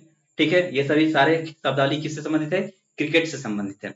पोलो से है क्या? बैकर, चक्कर, चूका, बंडर, ये सभी पोलो से संबंधित है दोस्तों। पोलो से बैकर, चक्कर, चूका, बंडर पोलो से संबंधित है। बैकर, चक्कर, चूका, बंडर, ये सब बैकर, बंडर, चक्कर, चूका, पोलो। बैकर, बंडर, चक्कर, चूका, पोलो संबंधित है। बैकर, बंडर, चक्कर, चूका, पोलो संबंधित है। बैकर, बक्कर, बंडर, चक्कर, चूका, पोलो संबंधित है। LBW, popping crease, stroke, googly, googly ball फेंकते हैं, हुक, थर्डमैन, ये सब क्रिकेट संबंधित है। बैडमिंटन से क्या संबंधित है? ड्यूस, ड्यूस का बॉल आता है। ड्यूस जो है बैडमिंटन। क्रॉस शॉट मारते हैं ना बैडमिंटन में। नेट फॉल्ट, डबल फॉल्ट, ये सब बैडमिंटन संबंधित है। Deuce, cross shot, net fault, double fault, ये सब बैडमिंटन से संबंधित है दोस्तों। बिलियर्ड्स बहुत इंपॉर्टेंट है, एग्जाम में बहुत बार पूछता है बिलियर्ड से। क्यू शब्द जो है ना बहुत बार पूछा है। क्यू, क्यू शब्द किससे संबंधित है? बिलियर्ड से। ब्रैक, पॉन्ट, कैंसा, हैजर्ड, ये सब बिलियर्ड से संबंधित है। हैजर्ड, कैंसा, पॉन्ट, ब्रेक, क्यू, ये सब शब्द किससे संबंधित है? बिलियर्ड से संबंधित है। डायमंड बेसबॉल से संबंधित दोस्तों। Diamond, home, baseman, pitcher, pitcher किससे संबंधित है? बेसबॉल से। डायमंड बेसबॉल से, बेसमैन बेसबॉल से, होम बेसबॉल से, baseball baseman, baseball baseman, diamond baseball से संबंधित है। डायमंड, पिचर बेसबॉल से संबंधित दोस्तों। ठीक है, नेक्स्ट बात करते हैं क्वेश्चन नंबर 46 की। 2014 में के राष्ट्रमंडल खेल में निम्नलिखित में से किस देश में आयोजित किए जाएंगे? 2014 के राष्ट्रमंडल खेल निम्नलिखित में किस देश में आयोजित किए जाते हैं? ऑप्शन है ऑस्ट्रेलिया, श्रीलंका, स्कॉटलैंड, कनाडा। ठीक है, तो उस समय क्वेश्चन पूछा गया 2011 का क्वेश्चन है कि चूंकि इसलिए 2014 का करंट अफेयर पूछा गया है। तो उस समय इसका राइट आंसर हो जाएगा स्कॉटलैंड। ठीक है, बात करते हैं यहाँ से क्वेश्चन हमारे लिए क्या बनेगा, उसके ऊपर बात कर लेते हैं हम कि 2014 का जो राष्ट्रमंडल खेल स्कॉटलैंड ग्लासगो, स्कॉटलैंड कहाँ स्थित, ग्लासगो कहाँ स्थित है, तो स्कॉटलैंड में स्थित है। पहली बात यहाँ से ये याद कर लेते हैं, ग्लासगो कहाँ स्थित है, तो स्कॉटलैंड में स्थित है दोस्तों। राष्ट्रमंडल खेल की जो शुरुआत हुई है 1930 में स्टार्ट हुई है। कहाँ पे, कनाडा के हैमिल्टन में हुआ था। राष्ट्रमंडल खेल की शुरुआत जो हुआ था, कॉमनवेल्थ गेम जो है वो कब शुरुआत हुआ था, 1930 में हुआ था, कनाडा के हैमिल्टन में हुआ था। पहली बार कहाँ हुआ था, कनाडा के हैमिल्टन में हुआ था, 1930 ईस्वी में हुआ था दोस्तों। पहली बात यहाँ से ये याद रखेंगे, कनाडा के हैमिल्टन में कब शुरुआत हुआ था इसकी, तो 1930 ईस्वी में इसकी शुरुआत हुई थी। राष्ट्रमंडल खेल प्रत्येक वर्ष 4 वर्षों में आयोजित होता है। प्रत्येक खेल जो है प्रत्येक 4 वर्षों में एक बार आयोजित होता है, कॉमनवेल्थ गेम। उसके बाद बात करते हैं राष्ट्रमंडल खेल की मेजबानी जो पहली बार हुआ था 2010 में, भारत ने किया था। कब मेजबानी, तो नई दिल्ली में 2010 में किया था। भारत ने राष्ट्रमंडल खेल की मेजबानी जो किया था वो पहली बार कब किया था, 2010 में किया था और नई दिल्ली में इसकी मेजबानी हुई थी। ठीक है दोस्तों, ये बात भी याद रखने वाली बात है कि भारत के द्वारा राष्ट्रमंडल खेल की मेजबानी कब की गई थी, तो 2010 में और नई दिल्ली में किया गया था दोस्तों। और राष्ट्रमंडल खेल की शुरुआत कब हुआ था, तो 1930 ईस्वी में हुआ था, कनाडा के हैमिल्टन में हुआ था दोस्तों। ये दो बात याद रखने वाली बात है। राष्ट्रमंडल खेल 2018 में जो हुआ था, 21वां संस्करण हुआ था उसका आयोजन गोल्ड कोस्ट में हुआ था, ऑस्ट्रेलिया में। ठीक है, ऑस्ट्रेलिया में हुआ था इसका आयोजन। ठीक है, उसमें भारत ने 66 पदक जीता था। 2022 में फिर 4 साल बाद हुआ 22वां संस्करण हुआ, उसका आयोजन बर्मिंघम में हुआ, इंग्लैंड में हुआ था। इसमें भारत 61 पदक जीता था, कुश्ती में जीता था दोस्तों। ठीक है, उसके बाद अब नेक्स्ट जो होगा 22 के बाद 26 में होगा कॉमनवेल्थ गेम, 23वां संस्करण होगा इसका। 23वां संस्करण का आयोजन कहाँ पे किया जाएगा, किया जाना था, तय था कहाँ पे, विक्टोरिया के ऑस्ट्रेलिया के विक्टोरिया में होना जाना तय था। ऑस्ट्रेलिया के विक्टोरिया नामक जगह पे होने के लिए तय था, लेकिन ऑस्ट्रेलिया ने इसे रद्द कर दिया। अब यह जो 2026 का राष्ट्रीय मंडल खेल जो होगा वो कहाँ पे होगा, ग्लासगो में। ग्लासगो कहाँ पे है, स्कॉटलैंड में। कहाँ पे है, जो स्कॉटलैंड में 2014 में जो हुआ था वहीं पे 2026 में अब होगा। स्कॉटलैंड, ग्लासगो, स्कॉटलैंड के ग्लासगो में आयोजित होना है 2026 में। 2022 में कहाँ पे हुआ था, बर्मिंघम के इंग्लैंड में हुआ था दोस्तों। 2022 में 22वां संस्करण था। 2026 में कौन सा संस्करण होगा, 23वां संस्करण होगा दोस्तों। अब राष्ट्रमंडल खेल की शुरुआत कब हुई थी, 1923 में हुई, 30 में हुई थी, हैमिल्टन कनाडा में। और राष्ट्रमंडल खेल की मेजबानी भारत ने पहली बार कब किया था, 2010 में किया था, नई दिल्ली में किया था दोस्तों। ठीक है दोस्तों, अब आते हैं हम नेक्स्ट क्वेश्चन 47 नंबर। क्वेश्चन कर रहा है कि वृंदावन गार्डन स्थित है कहाँ पे, मथुरा में, मनाली में, मैसूर में, मोहाली में। ठीक है, तो इसका राइट आंसर क्या हो जाएगा, हमारा राइट आंसर हो जाएगा मैसूर में। बहुत लोग वृंदावन देख के मथुरा में मार के ऑप्शन ए टिक कर देंगे, लेकिन वृंदावन गार्डन पूछा है, वृंदावन नहीं पूछा है। वृंदावन गार्डन कहाँ है, तो सही आंसर हो जाएगा दोस्तों, याद रखिएगा, मैसूर। मैसूर में वृंदावन गार्डन स्थित है। वृंदावन जगह जो है वो आपको कहाँ पे स्थित है, मथुरा में ही है। देख लेते हैं, देखिए यहाँ पे कुछ दिया हुआ है स्थान और उसका अवस्थिति दिया है कहाँ पे, श्रीरंगपट्टनम में। श्रीरंगपट्टनम कहाँ पे है, मैसूर, कर्नाटक के मैसूर में स्थित है। धर्मशाला कहाँ पे स्थित है, धर्मशाला हिमाचल प्रदेश में स्थित है। धर्मशाला जगह कहाँ पे है, हिमाचल प्रदेश के अंदर है। वृंदावन कहाँ पे है, मथुरा यूपी में। वृंदावन गार्डन कहाँ पे, मैसूर में है। ब्यास कुंड कहाँ पे, हिमाचल प्रदेश के मनाली में है। भृंग झील कहाँ पे है, हिमाचल प्रदेश के मनाली में है। नवग्रह महल कहाँ पे है, तो ये नवग्रह महल जो है आपका उड़ीसा में। नवग्रह महल कहाँ पे है दोस्तों, उड़ीसा में है। सूर्य मंदिर कहाँ पे, आप सभी जानते होंगे, कोणार्क का सूर्य मंदिर उड़ीसा में है। नवग्रह महल उड़ीसा में है। भृंग झील हिमाचल प्रदेश में है। ब्यास कुंड हिमाचल प्रदेश में है। वृंदावन कहाँ पे है, यूपी में है। वृंदावन गार्डन कहाँ पे है, अगर गार्डन लगा देगा तो वो कहाँ चला जाएगा, मैसूर में है। धर्मशाला कहाँ पे, हिमाचल प्रदेश में है। श्रीरंगपट्टनम कहाँ पे है, कर्नाटक के मैसूर में है दोस्तों। ठीक है, नेक्स्ट क्वेश्चन बात करते हैं, क्वेश्चन नंबर 48। उस राज्य का नाम बताएं जहां से अधिकतम संख्या में केंद्रीय रेलवे मंत्री बने हैं। उस राज्य का नाम बताएं जहां से अधिकतम संख्या में केंद्रीय रेलवे मंत्री बने हैं। ऑप्शन है उत्तर प्रदेश, बिहार, महाराष्ट्र और आंध्र प्रदेश। देखिए दोस्तों, केंद्रीय रेलवे मंत्री सबसे अधिक बने हैं किस राज्य के मंत्री, तो वो आंसर हो जाएगा बिहार। बिहार से सबसे अधिक मंत्री जो हैं वो केंद्रीय रेलवे मंत्री बने हैं अधिकतम संख्या में। ठीक है, बात करते हैं बिहार राज्य में अधिकतम संख्या में केंद्रीय रेलवे मंत्री बने हैं। कौन कौन बने हैं देखिए, तो एक है ललित नारायण मिश्र, जॉर्ज फर्नांडिस, रामविलास पासवान, ये भी रेलवे मंत्री हैं। नीतीश कुमार भी रहे हैं, 2001 से लेकर 2004 तक बने हैं। लालू यादव हैं, फिर लालू यादव, नीतीश कुमार, रामविलास पासवान, जॉर्ज फर्नांडिस, ललित नारायण शर्मा। ठीक है। भारत के प्रथम रेल मंत्री का नाम क्या है? जॉन मथाई। प्रथम रेल मंत्री का नाम क्या है? जॉन मथाई है। क्या नाम है? जॉन मथाई है। वर्तमान में भारत के रेल मंत्री कौन है? अश्विनी वैष्णव है दोस्तों। ठीक है। बात करते हैं क्वेश्चन नंबर 49। निम्नलिखित में से कौन एक टेनिस खिलाड़ी है? निम्नलिखित में से कौन एक टेनिस का खिलाड़ी है? ऑप्शन है Dan Carter, Greg Jones, Johnny Weissmuller, D इनमें से कोई नहीं। इसका सही आंसर क्या हो जाएगा दोस्तों? तो इसका सही आंसर हो जाएगा ग्रेग जॉन्स। ये एक टेनिस खिलाड़ी है। ग्रेग जॉन्स क्या है? टेनिस खिलाड़ी है। उस समय का क्वेश्चन पूछा हुआ है। ग्रेग जॉन्स एक टेनिस खिलाड़ी हैं। ग्रेग जॉन्स ऑस्ट्रेलिया के टेनिस खिलाड़ी रहे हैं। ऑस्ट्रेलिया के टेनिस खिलाड़ी। डैन कार्टर जो है वो रग्बी यूनियन खेल से जुड़े हैं।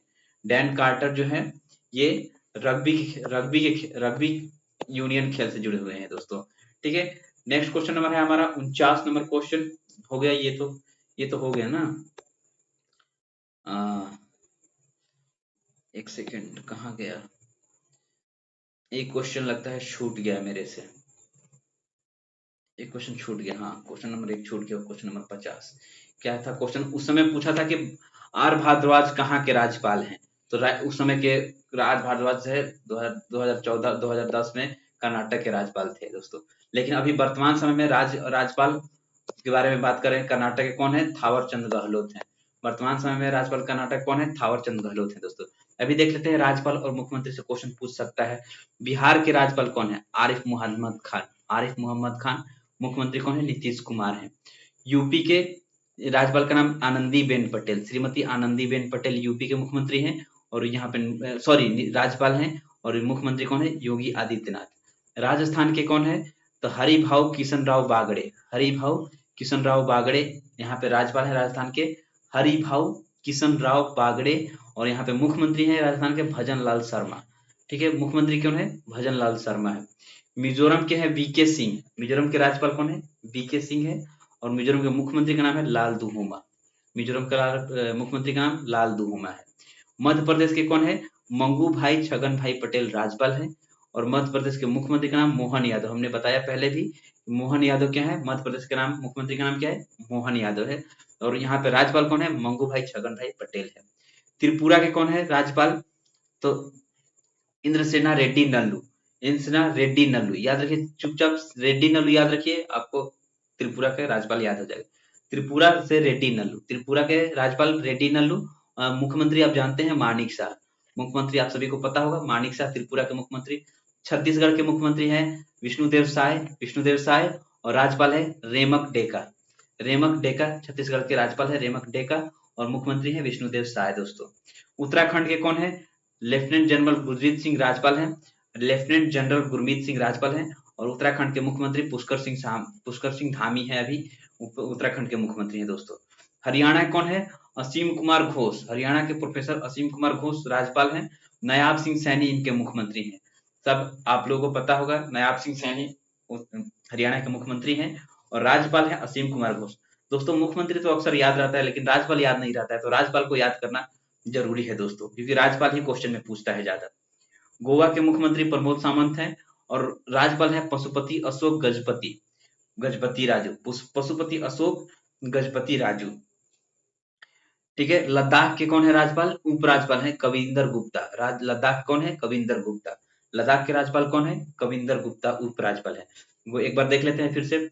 बिहार के राज्यपाल आरिफ मोहम्मद खान। उत्तर प्रदेश के आनंदीबेन पटेल। राजस्थान के हरिभाऊ किशन राव बागड़े। मिजोरम के वीके सिंह। मध्य प्रदेश के मंगू भाई छगन भाई पटेल। मध्य प्रदेश कौन है? मंगू भाई छगन भाई पटेल। त्रिपुरा के इंद्रसेना रेड्डी नल्लू। छत्तीसगढ़ के छत्तीसगढ़ कौन है? रेमक डेका। उत्तराखंड के लेफ्टिनेंट जनरल गुरमीत सिंह। हरियाणा के असीम कुमार घोष। गोवा के पशुपति अशोक गजपति राजू। लद्दाख के कविंदर गुप्ता है दोस्तों। ठीक है। नेक्स्ट क्वेश्चन है हमारा, निम्नलिखित में से कौन सा बर्ड फ्लू वायरस है जिन्हें जिसे एवियन फ्लू वायरस भी कहा जाता है। ऑप्शन है H5N1, H1N5, H5H1, N1H5। Answer हो जाएगा H5N1। सही आंसर हो जाएगा H5N1। H5N1 जो है आपका बर्ड फ्लू के नाम से जाना जाता है। ये कौन सा है? ये है आपका वायरस है, बर्ड फ्लू के नाम से जानता है। ठीक है। और H1N1 एक होता है H1N1 आपका, ये स्वाइन फ्लू है। ये क्या है? स्वाइन फ्लू है। यही याद रखना है दोस्तों, क्वेश्चन बहुत बार पूछता है कि H1N1 क्या है? स्वाइन फ्लू है। H5N1 क्या है? आपका बर्ड फ्लू है। H5N1 क्या है? बर्ड फ्लू है। H1N1 स्वाइन फ्लू है दोस्तों। ठीक है दोस्तों, इसमें ज्यादा कुछ दिया नहीं है। बात करते हैं इससे क्वेश्चन क्या है कि WHO के अनुसार H5N1 जो है संक्रामक रोग है, संक्रमित लोग हैं। H1N1 जो है विषाणु है, स्वाइन फ्लू के नाम से जानते हैं H1N1 को दोस्तों। ठीक है। इससे कौन सा प्रभावित होता है अंग? तो श्वसन तंत्र इससे प्रभावित होता है स्वाइन फ्लू से। ठीक है। नेक्स्ट क्वेश्चन है हमारा, मोबाइल सिम कार्ड, सिम का अर्थ क्या है? मोबाइल सिम कार्ड का सिम, SIM जो है ना, इसका अर्थ क्या है? सिम का अर्थ क्या है?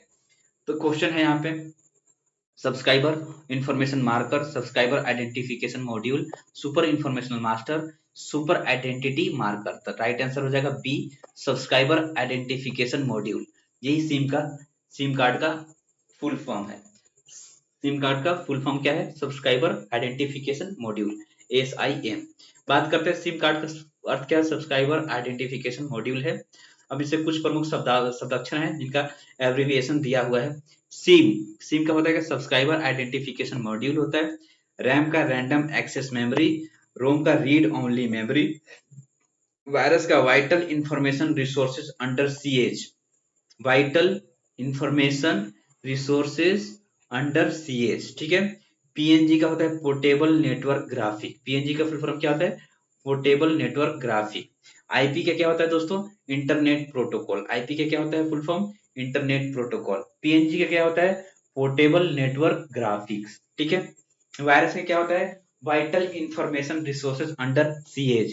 रोम का क्या होता है? Read only memory. रैम का रैंडम एक्सेस मेमोरी। सिम का सब्सक्राइब आइडेंटिफिकेशन मॉड्यूल होता है दोस्तों। नेक्स्ट क्वेश्चन की बात करते हैं, 55 नंबर क्वेश्चन है हमारा। ये हमारा लास्ट क्वेश्चन हो जाएगा आज का। समुद्रीय शीतल पवन बहती है, समुद्रीय शीतल पवन बहती है कहां से कहां बहती है दोस्तों? बात करते हैं। ऑप्शन दिया है, दिन में भूमि से समुद्र की ओर, दिन में समुद्र से भूमि की ओर, रात्रि में भूमि से समुद्र की ओर, रात्रि में समुद्र से भूमि की ओर। दोस्तों इसका सही आंसर होगा दिन में बहती है, समुद्री शीतल पवन बहती है दिन में, समुद्र से भूमि की ओर बहती है। ऑप्शन नंबर बी इसका आंसर होगा, दिन में समुद्र से भूमि की ओर बहती है। बात करते हैं, थोड़ा सा इसके बारे में पढ़ लेते हैं कि समुद्री शीतल पवनें जो है, इसको थोड़ा सा समझने की कोशिश करते हैं। ये ज्योग्राफी से क्वेश्चन है कि गर्मी के दिनों में जो होता है, सूर्य की गर्मी से पृथ्वी जो है, पृथ्वी का जो स्थलीय भाग होता है वो समुद्र के जलीय भाग की अपेक्षा जल्दी गर्म हो जाता है। ठीक है। और जिससे स्थल की वायु गर्म होकर ऊपर उठ जाती है और इस स्थान को भरने के लिए समुद्र की ओर से ठंडी वायु चलती है, जिसके इस प्रकार के संवहन धारा को समुद्री समीर कहते हैं। एक बार देख लेते हैं, जब ये मान लें पृथ्वी है तो गर्मी के दिनों में, दिन के समय में ये समुद्र है, ये समुद्र है, तो समुद्र से यहाँ पे जो स्थल भाग ये जल्दी गर्म होती है और इसकी वजह से यहाँ के जो वायु है ऊपर उठने लगती है, तो समुद्र की जो ठंडी हवाएं जो होती है इधर से इसको भरने के लिए इधर चलती है। तो दिन के समय में समुद्र से लेकर स्थल की ओर जाती है, उसे हम कहते हैं क्या? स्थलीय समीर कहते हैं। उसे हम क्या कहते हैं? समुद्री समीर कहते हैं, समुद्री समीर कहते हैं। ठीक है। और स्थलीय समीर जो है स्थल समुद्र की ओर, स्थलीय समीर जो होते हैं, ये तो समुद्री समीर हो गया। स्थलीय समीर जो है स्थल से समुद्र की ओर रात में चलती है, जो स्थलीय समीर होती है ये हो गया आपका समुद्री समीर। इसको बोलते हैं क्या? समुद्री समीर। समुद्री समीर क्या होता है कि ये दिन में चलती है समुद्र से, कहा? समुद्र से धरती की ओर, समुद्र से जमीन की ओर चलती है, भूमि की ओर चलती है, दिन में चलती है। और स्थलीय समीर जो चलता है कहां से कहां तक चलता है? तो ये स्थलीय समीर जो चलता है ये रात में चलता है दोस्तों। रात में कहां से? उल्टा चलता है। कहां से? भूमि से समुद्र की ओर, भूमि से समुद्र की ओर चलता है। कौन? ये स्थलीय समीर चलता है। स्थलीय समीर भूमि से समुद्र की ओर, समुद्री समीर समुद्र से भूमि की ओर। देखिए समुद्री पहले है तो समुद्र से भूमि की ओर दिन में कब चलता है? ये दिन में चलता है। और स्थलीय समीर कब चलता है? रात में चलता है। और स्थल है पहले तो स्थल से समुद्र की ओर चलता है रात में स्थलीय समीर। और समुद्री समीर कब चलता है? तो समुद्री समीर दिन में चलता है समुद्र से भूमि की ओर दोस्तों। ठीक है दोस्तों, तो यहाँ तक हमारा लास्ट क्वेश्चन था।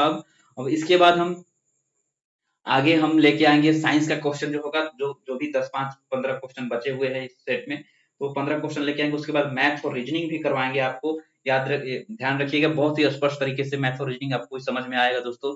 चलिए दोस्तों, आपको अंत तक वीडियो में बने रहने के लिए आपको बहुत बहुत धन्यवाद। और बात करते हैं दोस्तों, थोड़ा इतना मेहनत कर रहे हैं तो थोड़ा सा आपका सपोर्ट चाहिए हमको। हमारे वीडियो को लाइक जरूर कीजिएगा और चैनल को सब्सक्राइब कर दीजिएगा और बेल आइकन को जरूर दबाइएगा दोस्तों, ताकि आप लोग को जब भी मैं वीडियो डालूं तो आपको सबसे पहले आपको इसका नोटिफिकेशन आ जाए और आप इस वीडियो का लाभ उठा सके दोस्तों। अगर दोस्तों आपको दिल से आपका अगर हमारा वीडियो अच्छा लगा होगा तो हमारा चैनल का नाम है ज्ञान का अड्डा बाय ऋषि रंजन, आप इसको सब्सक्राइब कर लीजिए और जुड़ जाइए दोस्तों, आपको बहुत ही फायदा होगा दोस्तों। चलिए मिलते हैं नेक्स्ट वीडियो में। आगे हम लेके आएंगे साइंस और रीजनिंग या मैथ का क्वेश्चन लेके आएंगे। तब तक के लिए जय हिंद, जय भारत, नमस्ते, गुड नाइट।